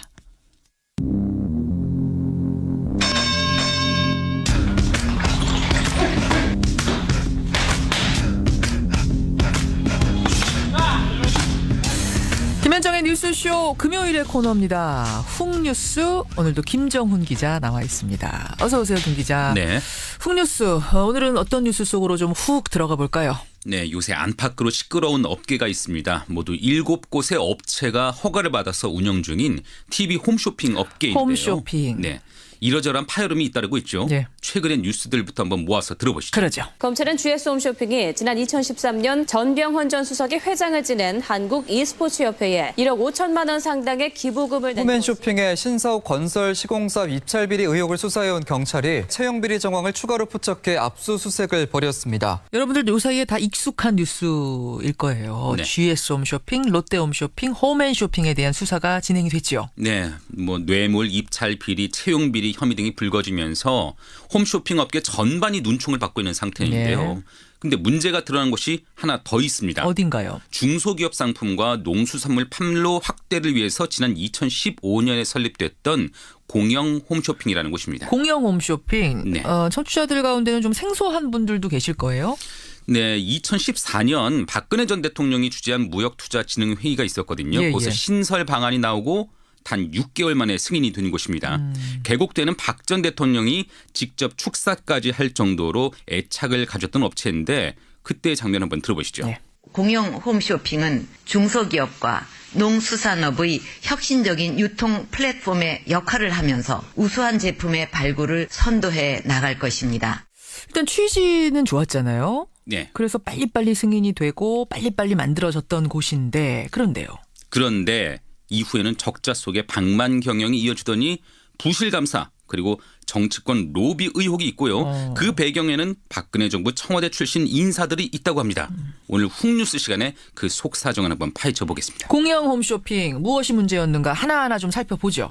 지난 10월 국정감사 때 의원들의 지적부터 한번 들어보실까요? 더불어민주당 김혜영 의원 그리고 자유한국당 정우택 의원입니다. 제보에 의하면은 내추럴 엔더텍 주식 불공정 거래의 핵심이 공영 홈쇼핑 지분의 45%를 소유하고 있는 농협 경제지주라고 합니다.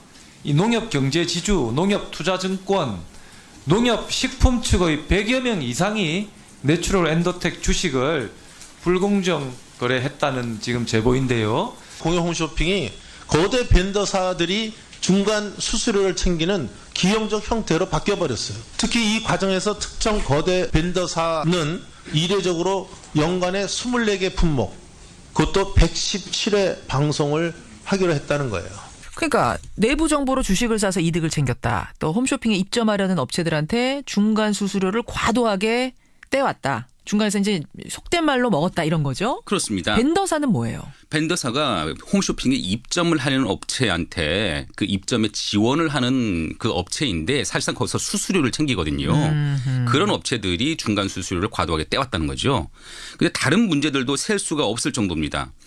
2년간 임직원 대리운전비로 회사 돈 5천만 원이 나갔는가 하면 성추행 의혹으로 물러난 임원에게 성과급 교육비가 계속 지출되기도 했고요. 또 업무 출장을 핑계로 해외여행을 다녀온 임직원들도 수두룩하다고 합니다. 방만경영이네요. 방만경영. 그렇습니다. 회사 돈을 그냥 물쓰듯한 거. 네. 그렇게 여유가 있었습니까? 회사가? 아닙니다. 반대로 설립 후에 3년 연속 적자입니다. 2015년 190억, 지난해 94억, 올해도 상반기에만 42억의 적자입니다.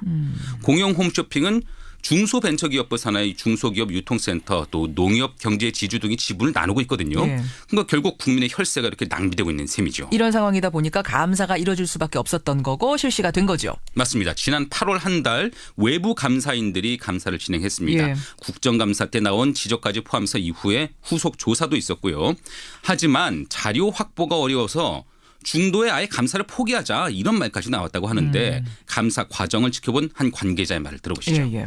마침 돼서 오고 그것도 감사실 직원을 경위해서만 갖다 주고 누구 직원을 호출하려고 해도 감사실을 또 경위해야 되고 그래서 이런 식으로는 감사가 안 이어진다고 내부적으로 논의가 있었는데 아니 마킹이라 그러면은 이제 일부를 지워서 준다 이런 거잖아요. 그렇습니다. 어떤 자료는 지워서 주고 네. 그나마 내주는 자료든 뭐 증언을 할 직원이든 다 통제를 받고서 온다? 그렇습니다. 그렇게 끝난 감사 보고서가 이달 초 나오기는 했습니다. 그런데 예. 보고서에도 인사 채용 관련 제출 서류에 중요 내용이 가려져 있어서 인사 채용의 적정성 여부 등을 조사할 수 없었다. 또 접대비 사용 등에 대해서는 증빙 자료를 제출하지 않아서 사적 사용 여부 등을 확인할 수조차 없었다. 이렇게 밝혔네요. 한마디로 감사를 한 것도 아니고 안 한 것도 아닌 애매한 상황이 됐네요. 맞습니다. 아니 왜 이렇게 자료를 받기조차 어려웠습니까? 왜? 그러니까 개인정보 보호 때문이라는 게 공영 홈쇼핑 측의 설명이거든요. 명분은 개인정보 보호다. 네. 아니 그럼 지금 이게 다른 것도 아니고 비리를 목격하고 그걸 조사하자는 건데 무슨 개인정보가 앞선다는 건지 잘 이해가 안 가네요. 그러니까 그 점 때문에 외부 감사인 그리고 공영 홈쇼핑 대 감사실장이 자료를 두고 내놔라 못 준다 이런 실랑이를 벌였고요. 예. 중소벤처기업부 주무과장이 현장을 찾기도 했습니다. 하지만 감사를 하는 쪽에 힘을 실어주지는 않았다고 하네요. 감사를 받던 공영 홈쇼핑 감사실장과 중소벤처기업부 주무과장의 말을 이어서 들어보시죠. 예. 자료 제출 그 부분에 대해서 뭐 거부했다 어쩌다 뭐 이런 얘기가 나오는데요. 항의했어요. 그것 때문에 한번 오셨었죠. 저희가 자료 제출을 일방적으로 거부했다든지 그건 아니라는 걸 확인해주고 갔어요 그때. 정상적으로 자료 제출을 하고 뭐 갑질이니 뭐니 이런 일은 큰 소리를 친다든지 이런 거 있잖아요. 그런 거 하지 말고 정상적으로 감사되는 게 맞다. 그러니까 감사라는 과정에서 자료 제출이 잘 안 되니까 중소벤처기업부 과장이 현장을 왔어요. 네. 그럼 자료 제출을 당신들 잘하시오라고 얘기를 할 줄 알았는데 네. 오히려 감사하는 쪽에다가 갑질하지 말아라 이렇게 얘기를 했다는 거예요? 그렇습니다. 예. 결국 감사는 그냥 힘 빠진 채로 부실한 감사 보고서가 나왔겠네요? 그런데 자료 제출에 인색한 공영 홈쇼핑 안에요. 드러나지 않은 또 다른 비리 의혹이 있던 사실이 CBS 취재 과정에서 확인이 됐습니다. 어떤 겁니까? 경영과 인사에 초점을 맞춘 이번 감사 보고서는 담기지 않았지만 예. 공영 홈쇼핑의 정치권 로비 정황이 외부 감사 과정에서 드러난 겁니다. 정치권 로비 정황? 네, 확보한 자료에 따르면요. 예. 지난 2016년 4월 총선을 앞두고 공영 홈쇼핑 측은 국회의원 후보 선거사무소 방문 계획을 짰습니다. 예. 문건에는 각 지역구 유력 후보의 사무실을 선별적으로 방문해서 긍정적 이미지를 생성하고 20대 국회 출범 전에 대외 네트워크를 구축하겠다 이렇게 명시가 돼 있네요. 홈쇼핑 업체면은 제허가 문제 같은 게 걸려 있어서 정치권에 미리 선을 대어 놓겠다 뭐 이런 얘기인가요?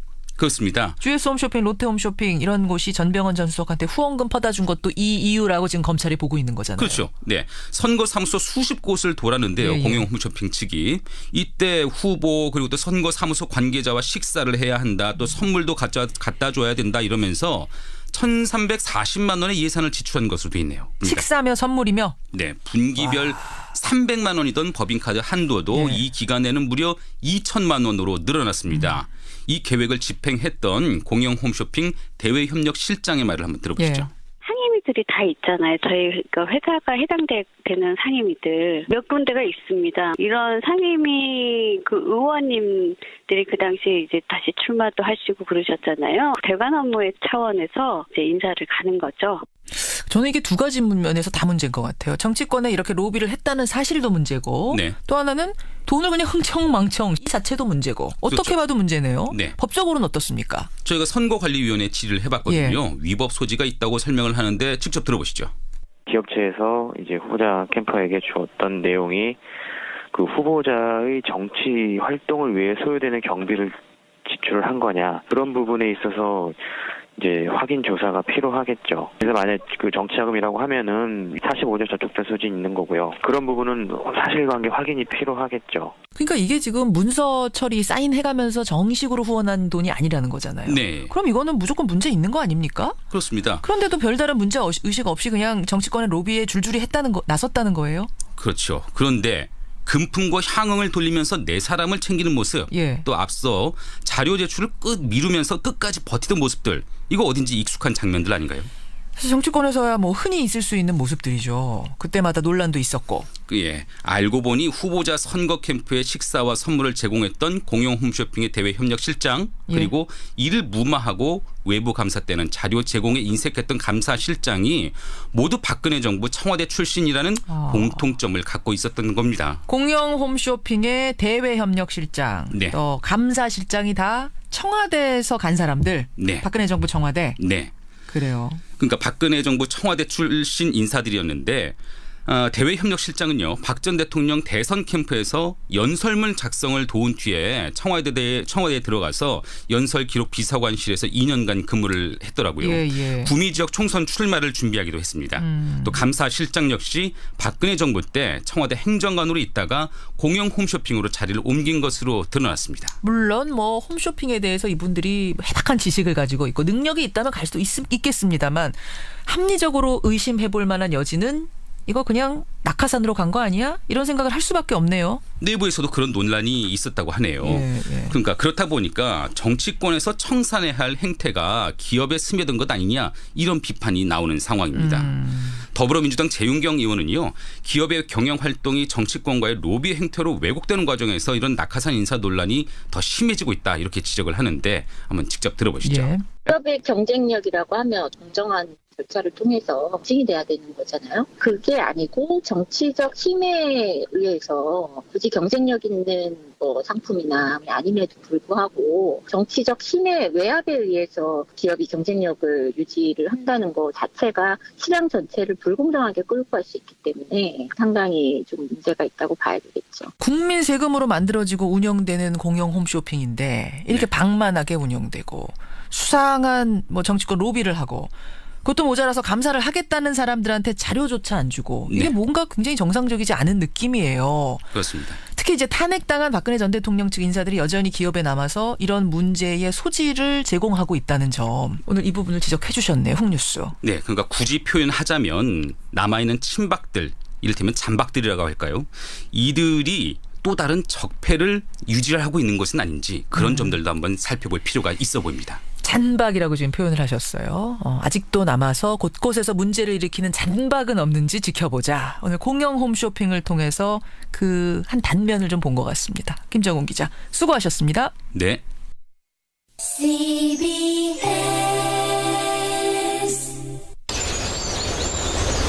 더 맑은 공기, 더 깨끗한 물, 더 선명한 하늘. 이 놀라운 세상의 시작. 지금 당신의 빈병 반환으로 더 좋은 환경이 만들어지고 있습니다. 빈병의 수명이 늘어나면 자연의 수명도 늘어납니다. 다 쓰고 다시 쓰고 자원 순환으로 열어가는 지속 가능한 미래. 이 캠페인은 환경부와 한국순환자원유통지원센터가 함께합니다.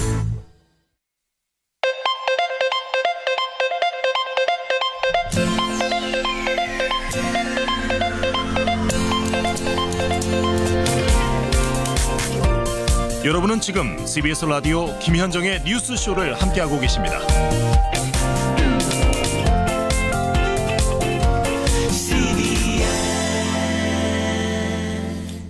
예, 여러분의 문자가 많이 들어오고 있습니다. 노회찬 의원과 인터뷰 들으시고 정숙자님, 최순실 씨 25년형을 받았는데 옥사하란 말이냐 이렇게 변호인이 얘기를 하고 소리 질렀다 그러고 이게 사회주의 국가냐 재산 몰수라니 뭐 이런 얘기를 했다 그러죠. 그러자 정숙자님은 국민이 받은 스트레스만큼 형을 추가해도 모자를 파네 라고 얘기를 하셨어요. 송광섭 님도 국정농단이란 엄중한 죄를 생각할 때 25년형 이분은 좀 가볍다라는 생각이 오히려 드신대요. 민명수님은 지금 구형된 형량이라도 모두 살고 반성 제대로 하고 나왔으면 합니다 하셨는데 사실은 선고는 구형보다 깎이게 마련이죠. 대부분은 그렇죠. 지켜봐야 됩니다. 2657님 최순실 씨가 괴성을 질렀다고요? 참 후한 무치입니다. 헬조선에 살았던 국민들 생각해 보세요. 최순실 씨 이러셨습니다. 그런가 하면 지금 중국에서 벌어지고 있는 일들 인터뷰 들으시고는 정영성님은 아니 근데 그냥 시진핑 주석을 만난 것만으로도 만족해야 한다는 말은 좀 너무 초라해 보인다. 국빈인데 혼자서 세끼밥을 먹고 이건 뭐 명나라에 조공하러 간 것도 아닌데 이런 분이 있는가 하면 6036님은 의전 예우도 중요하지만 현재 우리가 처한 현실을 봐야 된다. 실리 외교를 해야 된다. 우리가 지금 약해서 그런 거다. 강해지면 따라서 예우도 올 거다. 뭐 이렇게 또 생각하시는 분도 계시고 이준호님 오호균님 의견 먼저 볼까요? 기레기들을 폭행한 경호업체도 잘못했지만 경호방침을 어긴 기레기들이 자초한 측면이 있지 않습니까? 이런 의견.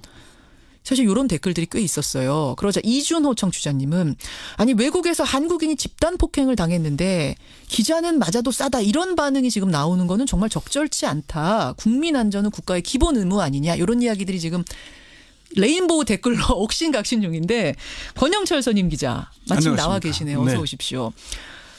집단 폭행을 당했거든요. 이게 좀 사실은 좀 댓글들이 좀 과한 측면이 있는 것 같습니다. 어쨌건 사실관계를 파악하는 게 제일 중요할 거고요. 기자들이 취재 현장에서 집단 폭행을 당했는데 예. 기레기 너가 잘못한 거 아니냐 나오는 게 참 기자들이 잘못하긴 했나 보다. 저희들이 그동안에 그동안에 세월호 참사 때 국정농단 때 얼마나 잘못했으면 저렇게 비난을 받아야 되나 그런 자괴감이 들기도 하면서도 어쨌건 사람이 맞았는데 사실관계를 파악해서 제대로 대응하는 게 중요하지. 그럼요. 잘 맞았다 시원하다 이렇게 얘기하면 그 댓글 반응은 아니고 사실관계를 여러분 정확히 보고 판단해야 될 문제고요. 우리 국빈을 따라간 기자들입니다. 문재인 대통령을 취재하러 간 사람들이거든요. 네. 국빈 방문 중에 벌어진 일이라는 것도 감안해서 생각해야 된다는 거. 자, 의견들 보내주시고요. Y뉴스 오늘 뭐 가지고 오셨습니까? 김현정 앵커가 예고했던 대로 장시호 씨 관련인데 맞아요. 장시호 씨. 사실 오늘 뉴스에서 가장 관심을 끄는 게 우병우 전 민정수석의 구속이잖아요. 맞아요. 우병우 민정수석이 서울지검 부장 재직 시절에 구속영장을 3번이나 청구해서 기어이 구속시킨 사례가 있었거든요. 그래서 불독이라는 별명도 없고 그랬었는데 맞아요. 저건 자업자득인 것 같다는 얘기를 먼저 하고요. 그 얘기 먼저 하고 장시호 씨와 관련돼서는 특검 도우미 우리가 특검 복덩이 이런 얘기 많이 했잖아요. 여러 가지 안 풀리는 문제들을 장시호가 풀어줘서 이 국정농단 수사가 됐다는 얘기를 많이 했었는데 오늘 주제가 그게 희한하네요. 그러니까 이게 지난 6일에 이제 법정 구속이 됐죠. 박영수 특별검사는 장시호 씨를 복덩이니 도우미니 이렇게 불리는 데 대해서 아주 거북스럽다고 불편한 심기를 드러냈습니다. 특검이. 그래서 장시호는 정말 복덩이였을까? 이게 오늘 주제입니다. 아니 장시호 씨가 박영수 특검팀의 복덩이 아니에요? 이게 언론의 보도만 보자면은 장시호 씨는 특급 도우미 복덩이로 봐도 무방할 겁니다. 대부분의 언론에서 보도하고 있는 기사 한 문장을 소개하면은 장시호는 특검 도우미라는 별명을 얻을 정도로 수사 고비마다 많은 증거를 댔다. 최순실의 2번째 태블릿 PC를 제출했고 미얀마 K타운 의혹, 금고 관련 대통령 차명폰 번호를 기억하는 등 맹활약하게 됐다. 이런 내용이거든요. 그렇죠.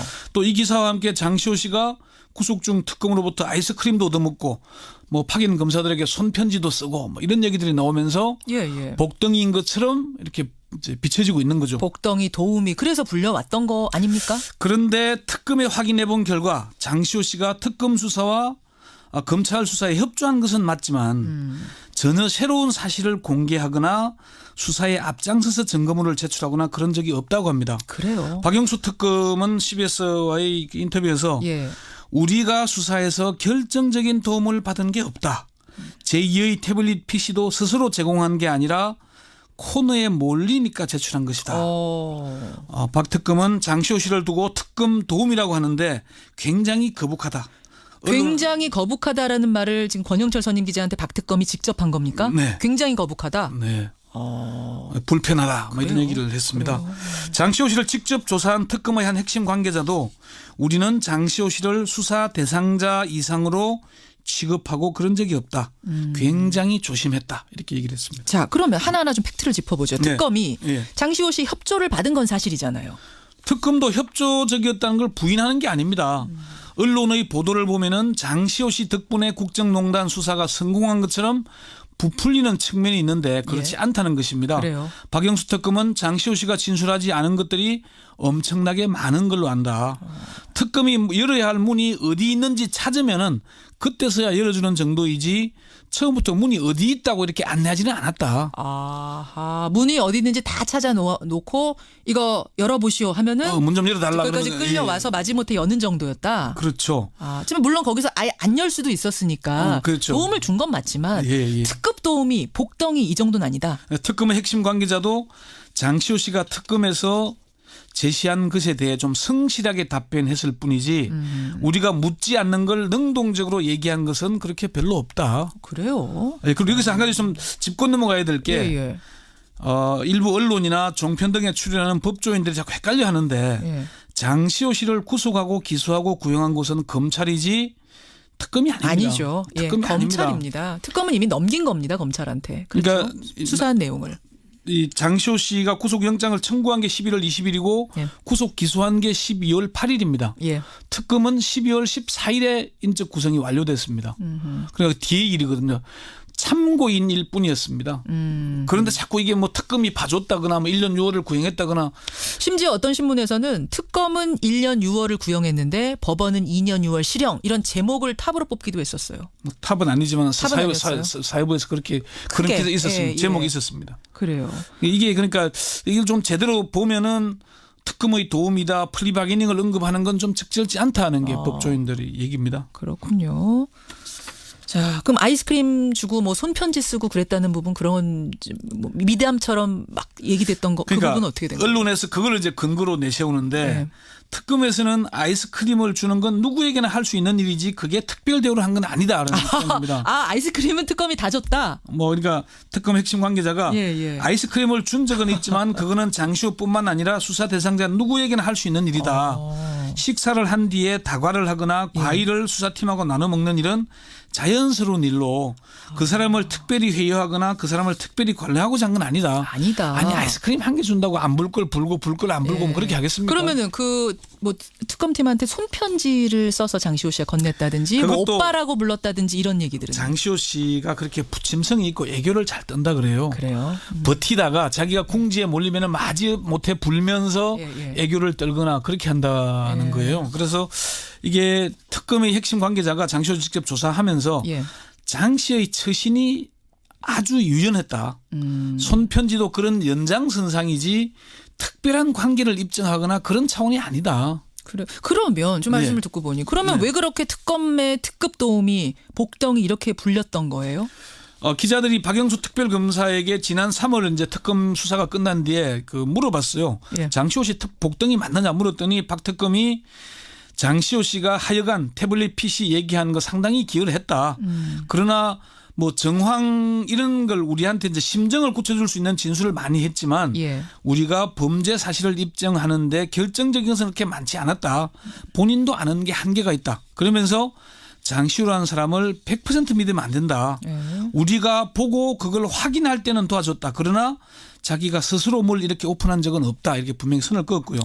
특검의 핵심 관계자에게 왜 그렇게 불리냐 물어봤더니 특검이 일부러 의도적으로 장시호 씨를 부각시키지 않았다. 특검의 브리핑 기초 자료에는 장시호 얘기를 그렇게 넣지 않았는데 기자들 질문에서 많이 나왔다. 아하. 특검은 그걸 바라지 않았다. 그걸 이렇게 바라지 않았다. 네네. 이거는 그러니까 지금까지 국민들이 알고 있던 것의 이면이네요. 특검에서는 자꾸 복덩이 하면서 띄우는 게 못마땅했었다는. 예, 그러니까 이규철 대변인이 사실 매일 브리핑을 했잖아요. 그랬죠. 그때 기자들의 질문에 답하는 과정에서 장시호 씨를 여러 차례 언급했고 언론에서 뭔가 관심을 끌 만한 소재를 찾지 않습니까? 그렇죠. 그게 장시호 씨 이를 부풀린 측면이 있는 게 아닌가. 특히나 종편이 종일 장시호 복덩이 뭐 특검 도움이 뭐 이렇게 붙이 놓다 보니까 좀 그런 선정적인 게 있는 게 아닌가. 자, 그렇다면 핵심 질문이 될 거예요.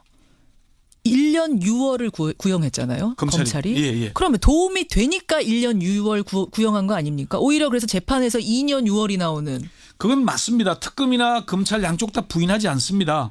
특검의 핵심 관계자는 당연히 도움이 있었다.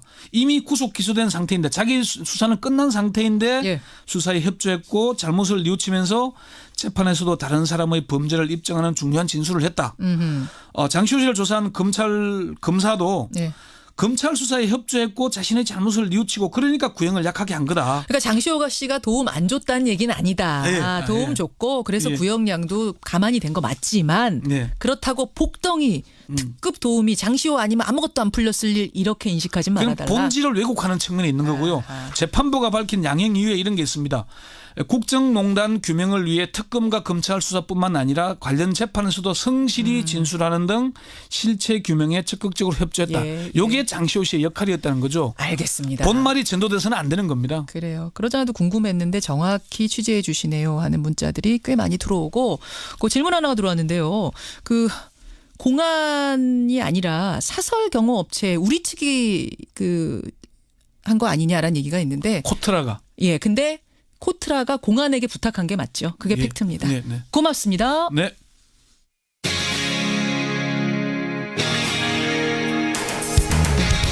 여러분께서는 지금 CBS 라디오 김현정의 뉴스쇼를 함께하고 계십니다. 지금부터는 제가 목소리 연기를 조금 해야 될 것 같은데요. 잘 될지 모르겠습니다만 연구 없다. 반갑구만. 반가워요. 또 이건 어떻게 되죠? 그때 달라요. 이렇게 해야 되나요? 한 시대를 풍미했던 유행어들 제가 조금 해봤습니다. 유행어가 한번 터지면요. 뭐 온갖 광고며 마케팅이며 쓰이기 마련인데요. 정작 유행어를 만든 당사자들, 개그맨들은 그동안 아무런 권리를 행사할 수가 없었답니다.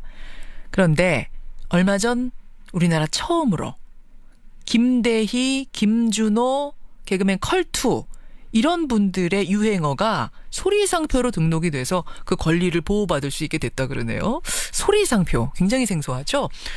도대체 소리상표는 뭔지 또 유행어를 가진 개그맨들의 소가리, 속사정은 어떤 거였는지 오늘 화제 인터뷰 반가운 목소리 개그맨 김대희 씨 연결해 보겠습니다.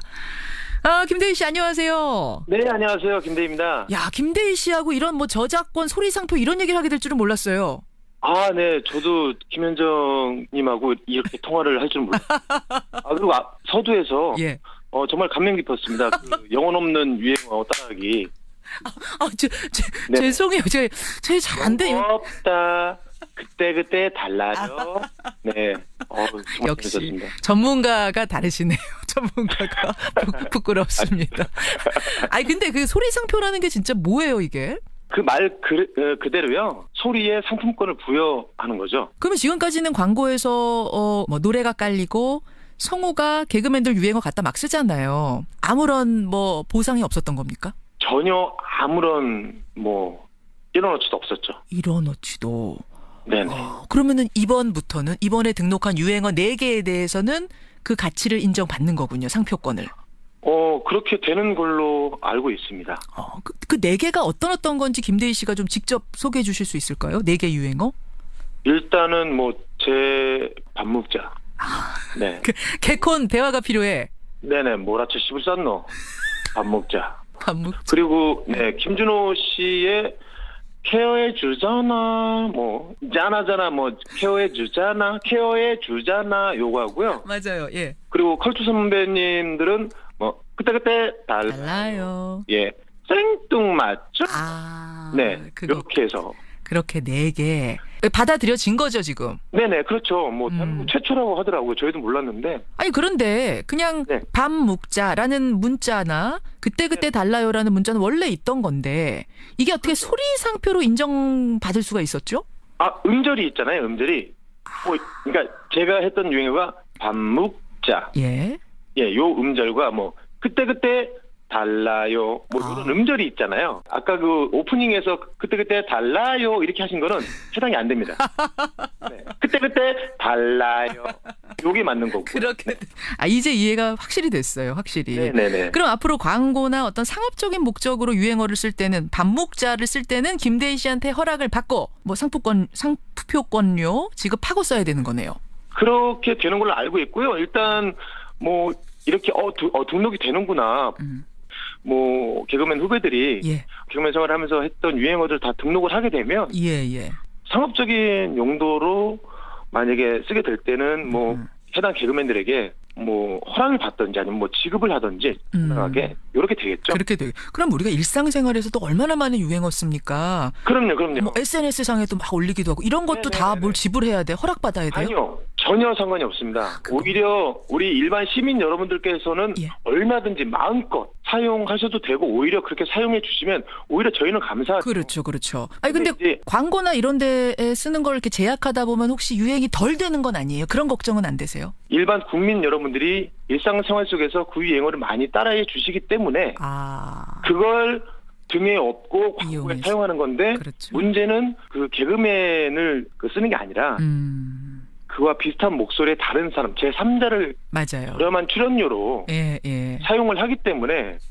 좀 저희 개그맨들이 불만이 있었던 거죠. 저뿐만 아니라 많은 개그맨들이 유행어를 좀 뭐 하나씩 갖고 있는 개그맨들은 다 한 번씩 다 전화를 받았어요. 뭐냐면 저도 예전에 돈 많이 벌면 뭐 하겠노? 기분 좋다고 소고기 사고 깼지 이 유행어를 했을 때 그게 광고에 나오더라고요. 저도 몰랐어요. 근데 주변에서 전화가 왔어요. 역사 밥 사라고. 아니 왜요? 그랬더니 너 라디오 광고 녹음했더만 요즘 많이 나와 잘 듣고 있어라는 얘기를 많이 듣거든요. 저도 그 광고 생각나요. 그 김대희 씨가 하신 거 아니에요? 아니요. 저는 라디오 광고를 한 번도 해본 적이 없습니다. 오질 않아가지고요. 그렇게 비싸지도 않은데. 제 광고주 여러분, 김대희 씨 그렇게 비싸지 않답니다. 오리지널로 불러주세요. 그러니까 유행어라는 것도 사실 저희가 그 아이디어 회의를 거쳐서 나름 창작물인데 가수들의 노래 아니면 음악, 작가분들의 글 이런 것들은 저작권으로서 보호를 받는데 그런 창작물과 똑같은 저희의 그 개그맨들의 유행어 창작물은 전혀 인정을 못 받고 있어서 사실 좀 안타까웠었거든요. 저희 뭐 김준호 씨하고 예전에 어떤 한 코너를 1년 6개월 동안 딴 적도 있고 뭐 어떤 코너는 정말 단시간에 이렇게 나오는 코너도 있고 천차만별이죠. 코너라는 건. 근데 그 코너 안에서 나오는 유행어는 많은 그 시행착오를 겪어서 이게 탄생되는 건데 저는 그냥 이름이라고 생각하거든요. 이름이다. 이름. 누구나 그 개그맨을 알릴 수 있는 이름과 같은 거라. 그러네요.